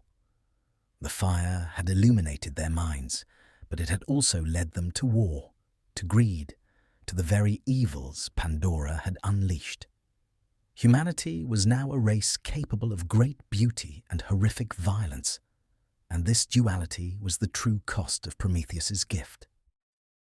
Though freed, Prometheus could not escape the fact that his actions had set these forces into motion. His release had not freed him from the consequences of giving fire to humanity. He could walk among mortals, yes, but he would always carry with him the weight of their choices. The fire would burn in their hearts, but that fire could warm or burn. It could build or destroy. As their creator, Prometheus now understood that the true power of his gift lay not in what he had given them, but in what they did with it. Time passed, and as Prometheus observed the world of men, he began to see a slow but steady shift. While they still faced their struggles, their wars, and their darkness, something else was beginning to take root.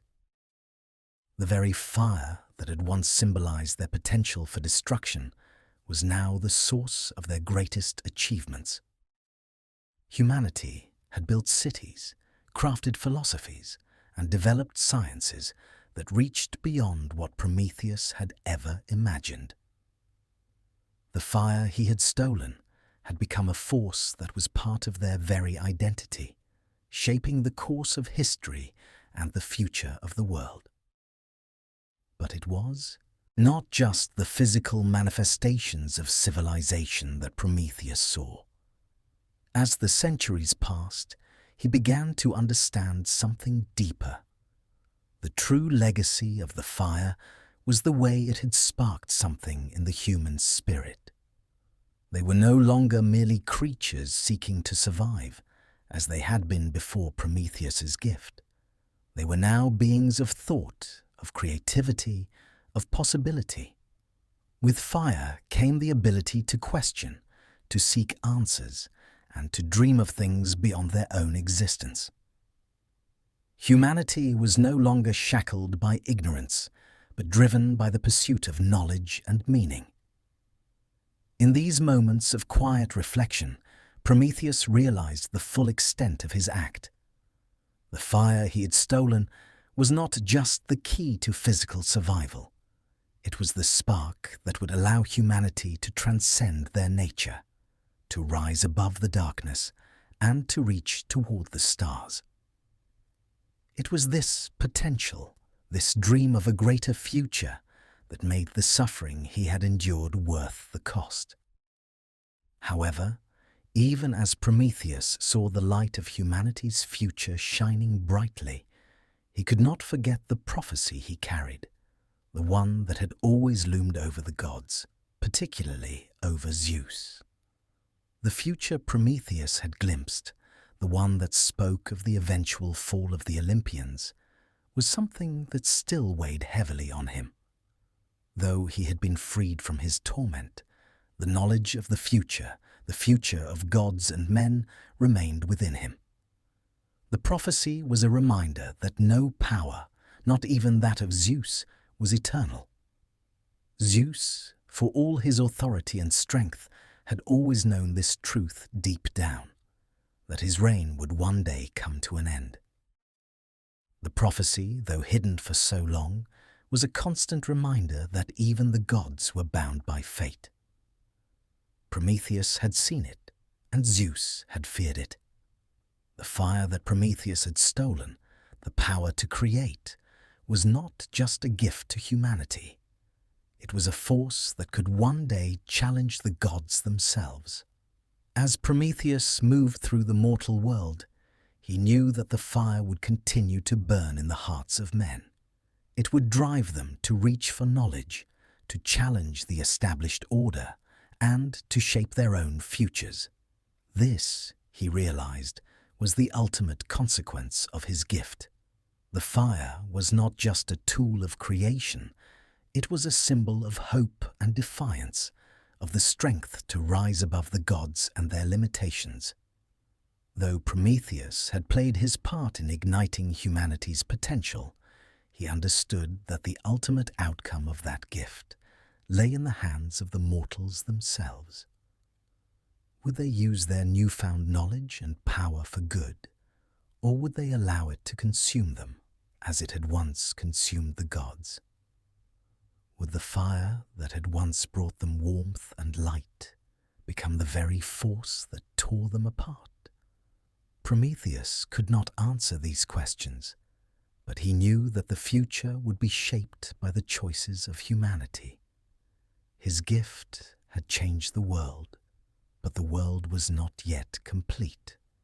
The journey of mankind was far from over, and as Prometheus watched them grow, he knew that the fire he had stolen was only the beginning.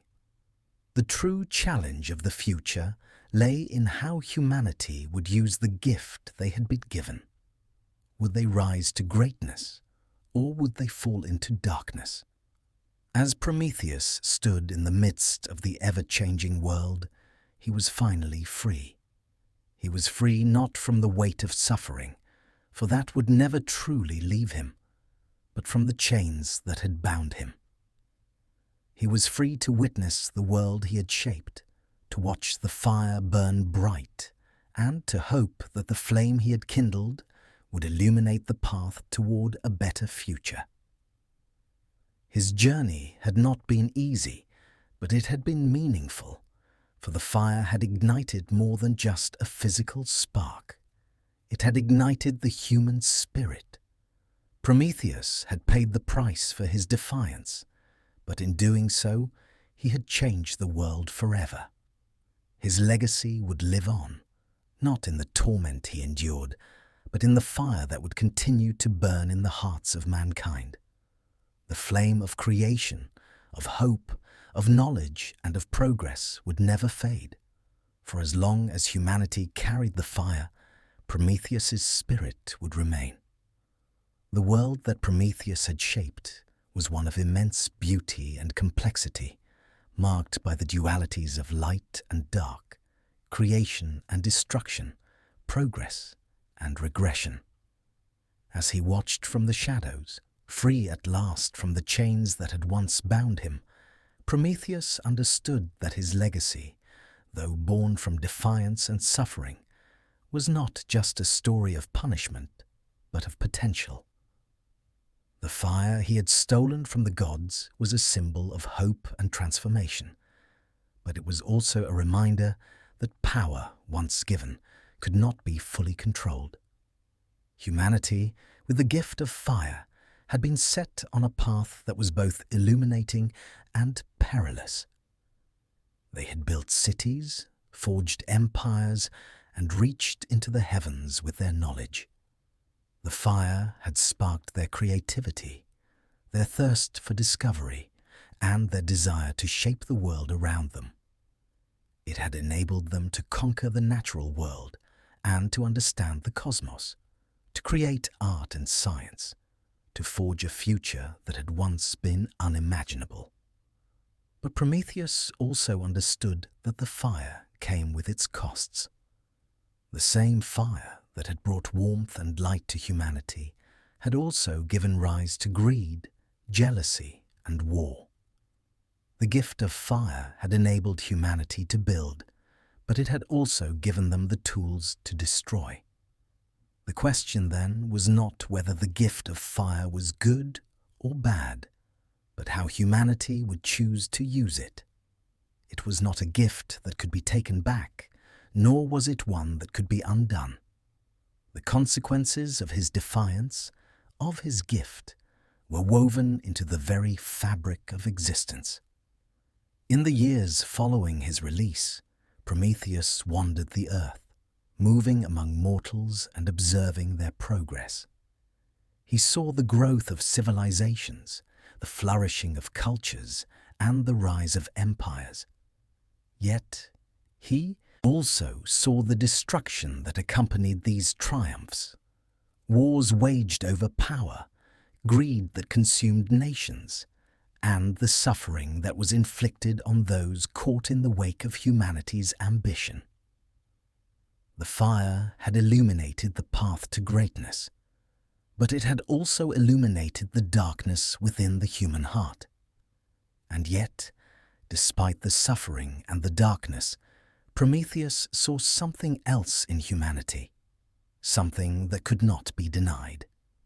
He saw the resilience, the ability to rise above their flaws, to seek redemption and create beauty in the face of destruction. He saw the spark of greatness in humanity, the potential for love, for compassion, for wisdom. The fire he had stolen from the gods had not only brought knowledge and power, it had also brought the potential for humanity to transcend their limitations and to create a world of peace and understanding. It was a gift that carried with it the weight of choice, a choice that humanity would continue to make for generations to come. Though Prometheus could not undo the consequences of his actions, he could still guide humanity, even if only in a quiet, invisible way. His role had changed. He was no longer a figure of defiance, chained to a rock, suffering for his rebellion. He was no longer an enemy of the gods, seeking vengeance for the wrongs done to him. Instead, Prometheus had become a symbol of the possibility of change, of the power of knowledge, and of the enduring light of hope that could be found even in the darkest of times. In this way, Prometheus's legacy was not just about the fire he had stolen, but about what that fire had set in motion. It was about the future that humanity had the power to create, a future where the light of the fire would continue to burn in their hearts, guiding them toward a better world. Prometheus had given humanity the tools to shape their own destiny, but it was up to them to decide how they would use them. The fire was a force of creation, but it was also a force of destruction. It was the embodiment of humanity's potential, but also of their flaws.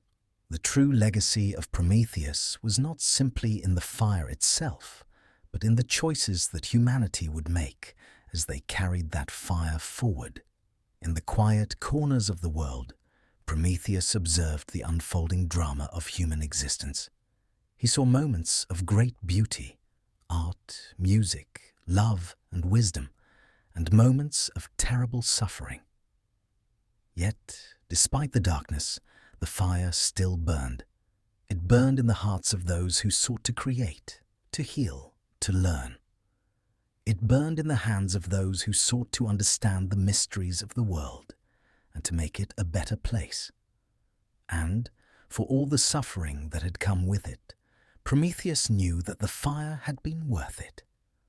It was not just the gift of fire that defined Prometheus's legacy, but the enduring truth that came with it, that the greatest gift of all is the power to choose.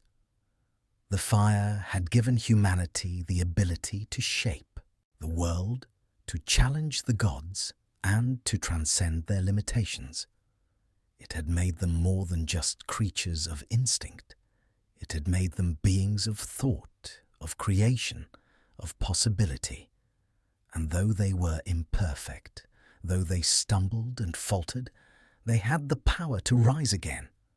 That, Prometheus realized, was the true power of the fire.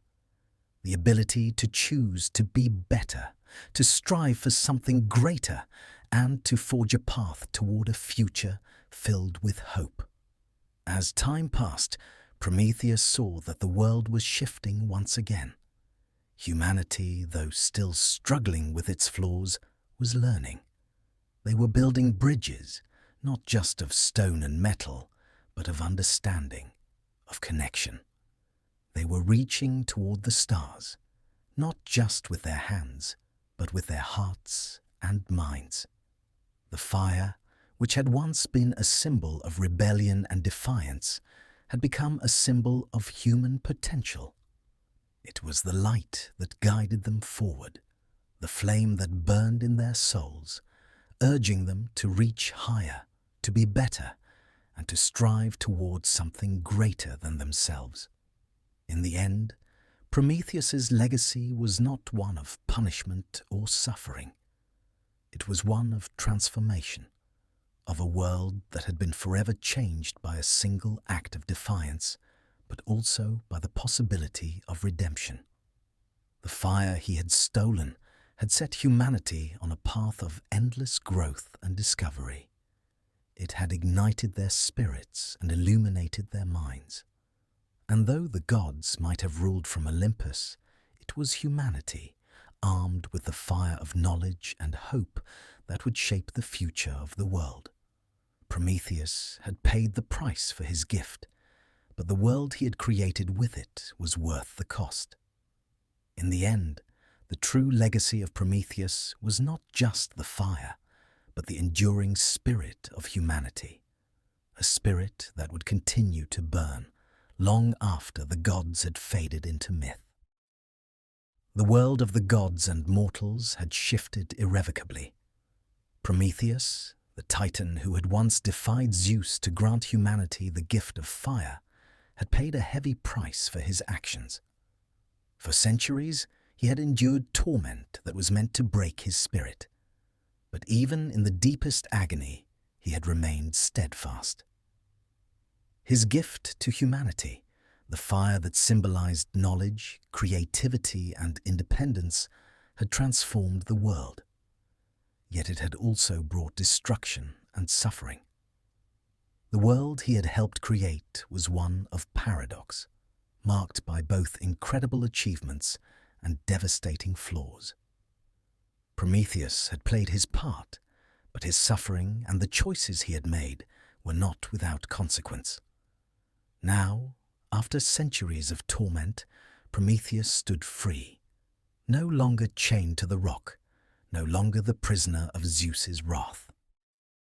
The gods, for all their power, could not escape the laws of fate. Even Zeus, the king of the gods, would one day face the consequences of his own actions. But Prometheus had come to understand something that even the mightiest gods had yet to fully grasp. The true power of creation lay not in the ability to rule, but in the freedom to choose.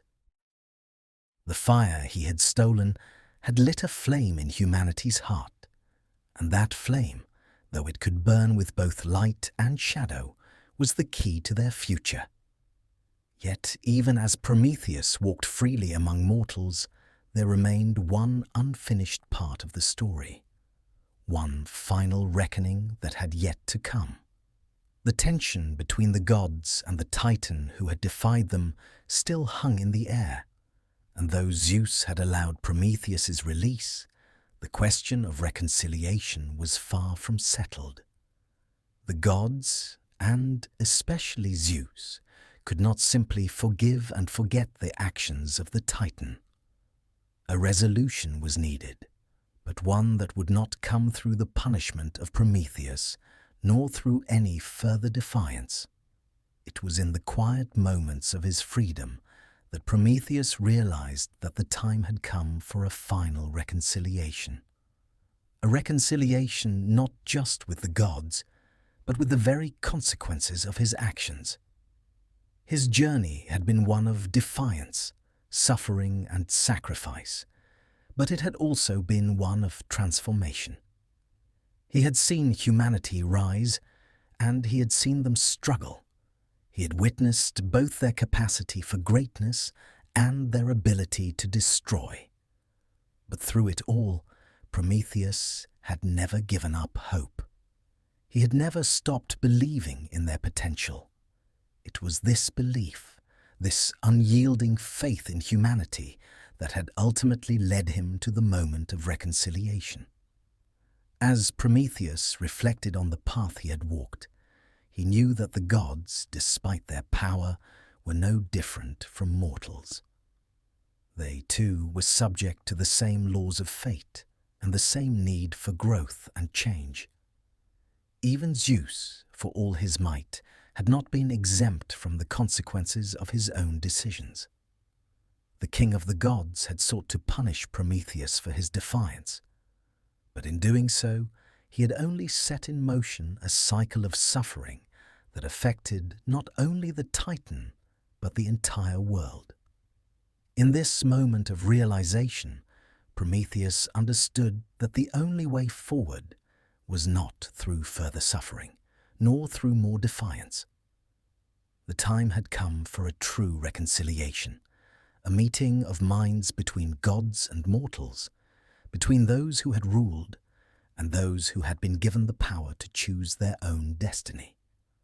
And in this reconciliation, there would be no winners or losers, no conquerors or defeated, only the acknowledgement that the fate of all beings, divine or mortal, was interconnected, and that only through mutual understanding could the cycle of suffering be broken. It was then that Prometheus decided to approach Zeus to seek a final reckoning. He understood that the gods were not above the consequences of their actions. They, too, had been part of the cosmic cycle, and they, too, had played their roles in the unfolding story of the world. The time had come to put aside old grudges and old wrongs, to seek a path forward that would allow for healing, for understanding, and for the future of humanity. Prometheus's decision to approach Zeus was not one born of submission, but of wisdom. He had defied the king of the gods before, and he had paid the price for it. But now, in his newfound freedom, he realized that true power was not in rebellion or domination. True power lay in the ability to change, to evolve, and to seek understanding in the face of conflict. This, he believed, was the only path that would allow the gods and mortals to coexist in a world shaped by both their light and their darkness. With his heart steady and his resolve firm, Prometheus journeyed to Mount Olympus. The gods, who had once exiled him from their halls, now stood at a crossroads. They had seen the world change in the wake of Prometheus's actions, and they knew that they, too, had to change. Zeus, sitting upon his throne, watched as Prometheus approached. There was a moment of silence between them, a moment when both Titan and God recognized the weight of the history that had shaped their fates. Zeus, though still the mighty ruler of Olympus, was no longer the god who had once ruled with an iron fist. Time had taught him that even the gods were subject to fate. Prometheus had seen this truth long before Zeus had. And now, in the quiet of this moment, the two figures, one a Titan who had defied and one a god who had punished, stood together, bound by the shared understanding of their roles in the world's creation. "Prometheus," Zeus spoke, his voice resonant but tempered with the wisdom of time. "You have endured much, and yet the fire you have given to mankind has set in motion a chain of events that we can no longer ignore. The gods' reign, though strong, is not invincible. You have shown us that, and for that I cannot simply punish you again, but I cannot ignore the consequences of your actions."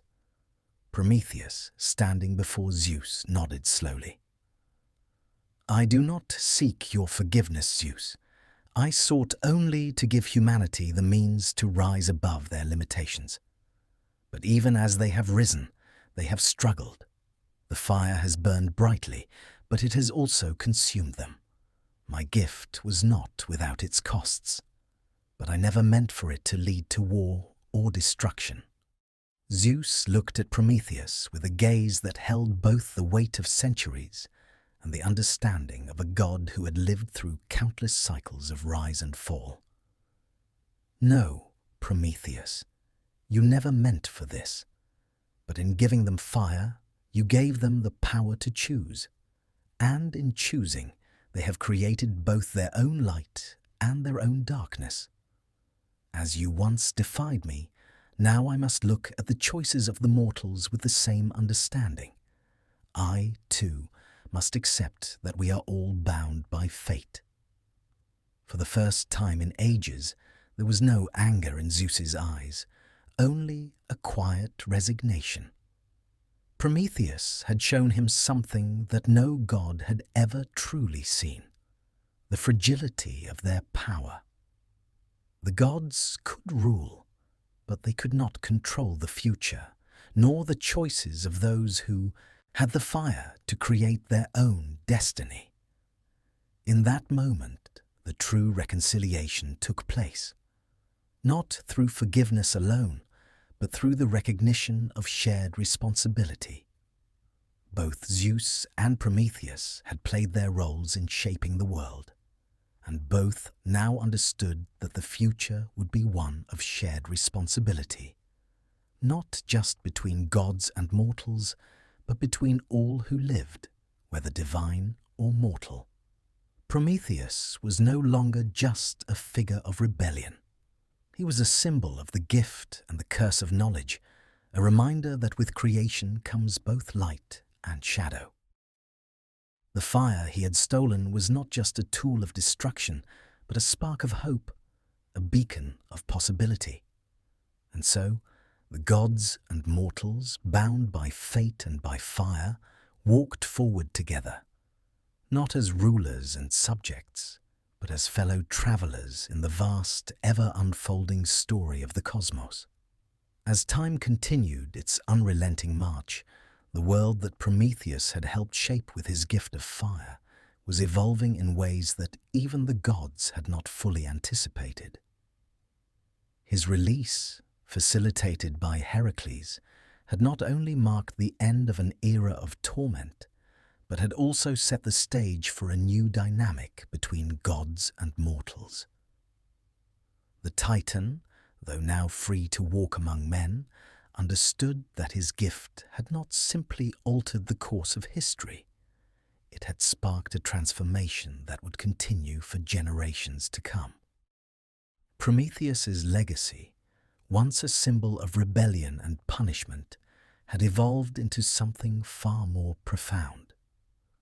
The fire he had stolen from the gods was now woven into the very fabric of human existence, lighting the path to progress, knowledge, and self-determination. Humanity, once trapped in ignorance and subjugation, had risen to new heights, forging civilizations, creating art, science, and philosophy, and pushing the boundaries of their potential. They were no longer mere creatures of instinct, but beings of thought, capable of shaping their own destinies. And yet, for all their achievements, the fire that Prometheus had given humanity had also brought its own darkness. With power came the ability to destroy, and humanity, like all creatures with the gift of choice, struggled to find balance. The same fire that had inspired creativity and innovation had also been used to fuel wars, to build weapons of mass destruction, and to divide rather than unite. It was a reflection of the duality of the human spirit, capable of both great good and profound evil. As the gods watched from Olympus, they too were confronted by this duality. Their reign, once absolute and unchallenged, had been shaken by the very forces Prometheus had set into motion. The gift of fire had made humanity more than just subjects of the gods. It had made them equals, capable of defying the gods' will, of creating their own future. Zeus, in particular, found himself at a crossroads. His reign had been built on dominance, on the unquestioned power of the Olympians. But the power of fire, given freely to humanity by Prometheus, had changed everything. The gods were no longer the undisputed rulers of the world. The balance between gods and mortals had shifted, and with it the foundation of the divine hierarchy. For all of Zeus's might, for all the strength of the Olympians, there was one undeniable truth. The power to rule was not eternal. Prometheus, in his defiance, had opened a door to a future where the gods could no longer control the fate of the world. It was a future where mortals could shape their own destinies, free from the chains of divine rule. And while this was a future that held both promise and peril, it was also one that Zeus could no longer ignore. The end of the gods' reign did not come with a single cataclysmic event, nor was it the result of any one act of rebellion. Rather, it was the slow erosion of divine power, a gradual shift in the cosmic balance that had once been governed by Zeus and his siblings. The gods had ruled over humanity for millennia, but the gift of fire had opened the floodgates of human potential, and with that potential came the ability to challenge the very structure of the divine order. Zeus, in his wisdom and his pride, knew that the time had come for the Olympians to confront this new reality. Mortals had already begun to question the gods' authority, to rise against the established order. Prometheus had given them the fire, but it was humanity's choices, their ability to create and destroy, that would ultimately determine their future. The gods, for all their power, were no longer the unquestioned rulers of the world. They had become participants in a new era, one in which their dominance was no longer assured. The gods, particularly Zeus, were not blind to the changing tides. They understood that the age of their reign was coming to an end, though they would not go quietly into the night. The Olympians, in their arrogance and their pride, still clung to the illusion of their immortality and their unchallenged rule. But the reality was that humanity, once a race of vulnerable creatures, had risen to a level where they could no longer be controlled. They had the fire, the knowledge, and the power to shape their own future. And the gods, for all their strength, were powerless to stop it. The gods began to see the consequences of their own actions. They had long ruled over the world with an iron fist, enforcing their will through fear and domination. But the world had changed, and the mortals they had once ruled were now on the path to forging their own destiny. The gods, though powerful, were no longer the unchallenged rulers of the world. They were now, like all beings in the cosmos, bound by the laws of change and transformation. Zeus, in his role as the king of the gods, understood that the end of the gods' reign was inevitable. The power of the Olympians had always been rooted in their ability to control, to enforce their will upon the world. But with humanity's rise, that control had slipped away.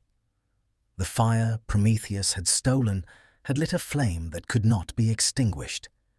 It had set humanity on a path of growth and self-discovery that the gods could no longer influence. And so, Zeus made a decision. He would not fight the tide of change. He would accept it. The reign of the gods, though not forgotten, was at an end. The future would no longer be defined by divine rule, but by the choices of mortals. The gods would remain, but their role would be one of guidance, not dominion. They would no longer control the fate of humanity. They would simply observe, offering wisdom when needed, but never again intervening in the same way they once had. For Prometheus, this was the culmination of his journey. His defiance had been a catalyst for change, but it was humanity's potential that had carried them forward. He had given them fire, but they had made the world their own. The gods, though still powerful, were no longer the ultimate arbiters of fate. They had been forced to acknowledge that their time had passed, that the era of divine rule had come to an end. The fire that had once been a symbol of rebellion was now a symbol of freedom. The freedom for humanity to shape their own future. Prometheus, now free and fully aware of his role in the unfolding of the cosmos, understood that his legacy would not be one of suffering, but of creation. The fire had ignited the human spirit, and with it the world had been transformed. The gods' reign had ended, not through force, but through the realization that the future of the world lay in the hands of those who could choose, the mortals who had been given the fire.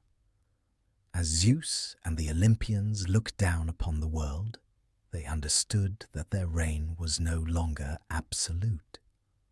The fire, once a symbol of rebellion, had become the beacon of humanity's potential, and with it, a new era had begun.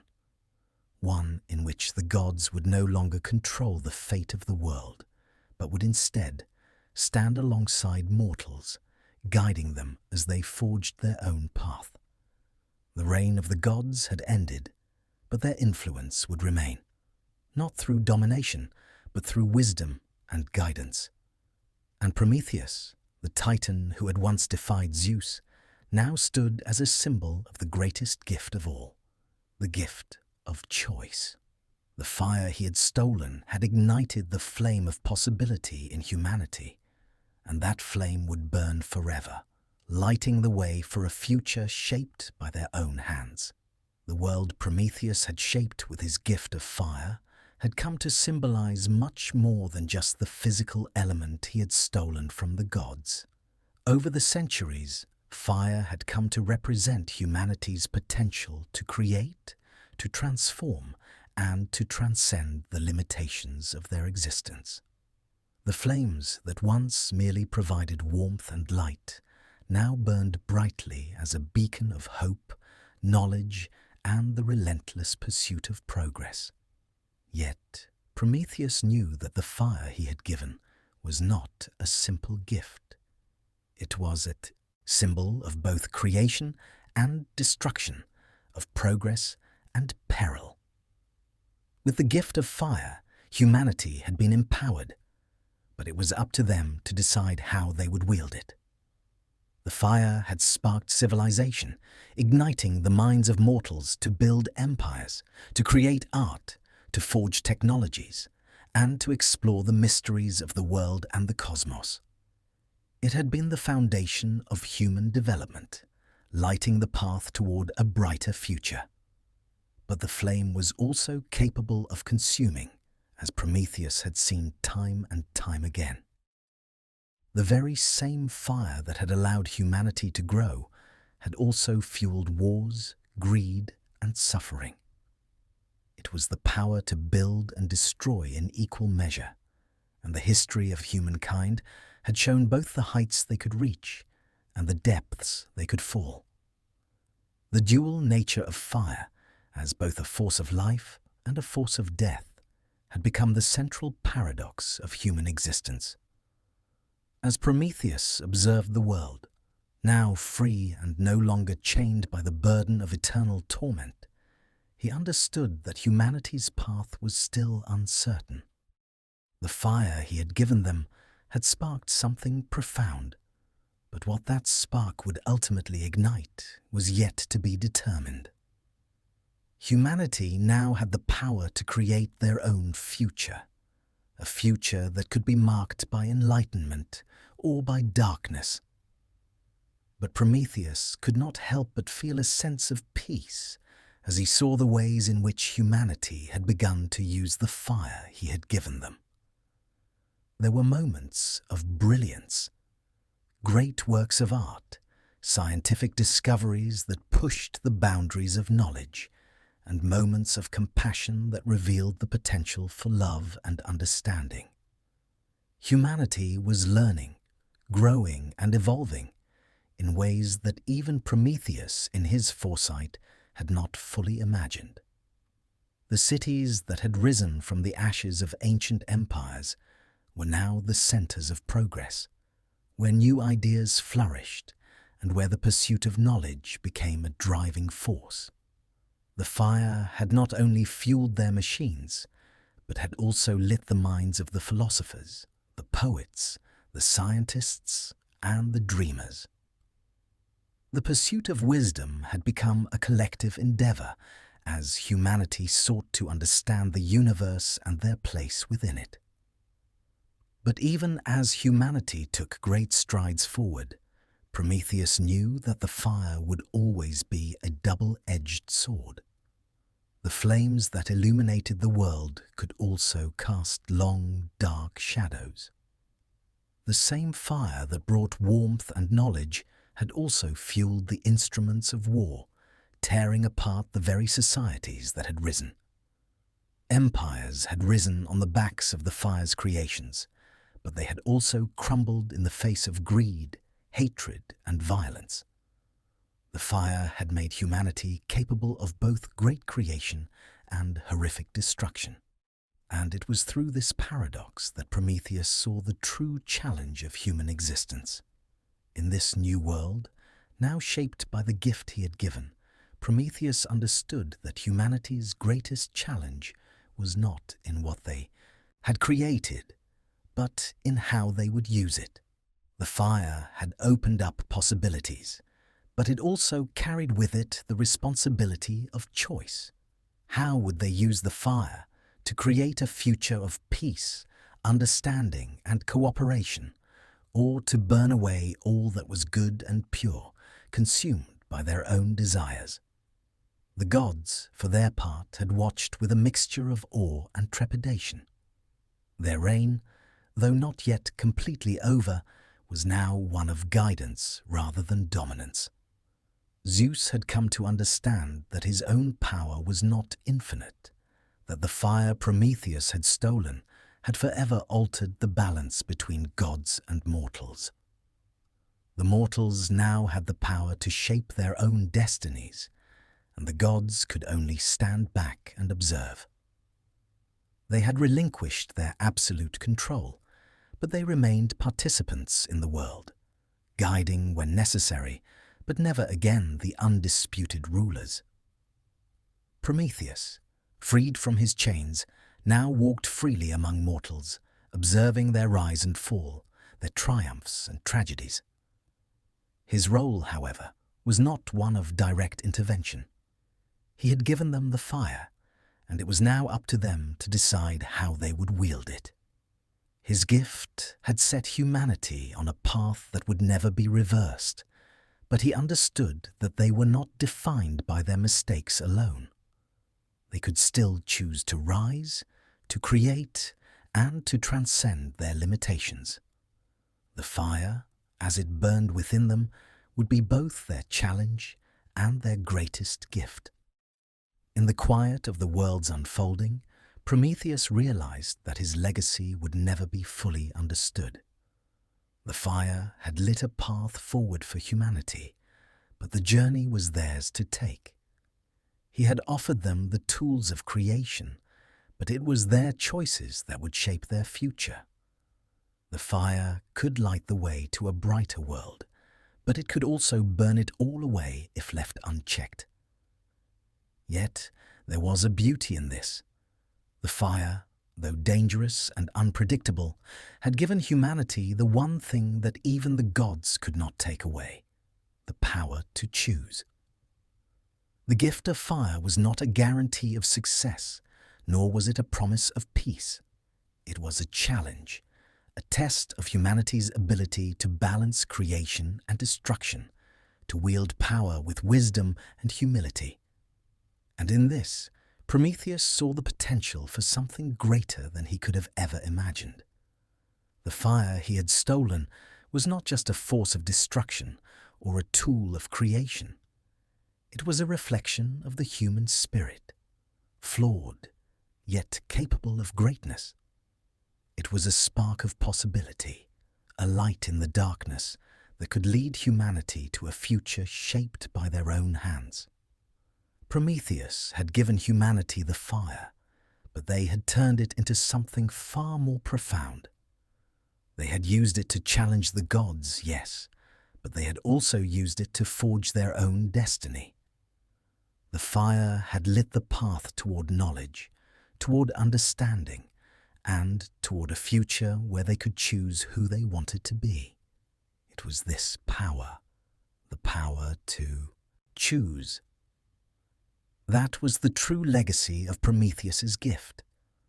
As the Titans stood in the world he had helped create, he felt a sense of peace. The suffering he had endured had not been in vain. The fire, once a symbol of rebellion and punishment, had become the spark that had ignited the human spirit. It had set the world ablaze with possibility, and in doing so had changed everything. The fire would continue to burn, and with it, humanity would continue to rise and fall.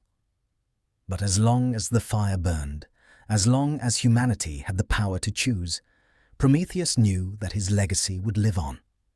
In the hearts of those who sought to create, to build, to love, and to learn, the fire would burn, a beacon of hope, a symbol of possibility, and a reminder of the incredible power that lay within them. The fire would never be extinguished. It would continue to light the way forward, illuminating both the light and the darkness within humanity, guiding them toward a future of their own making.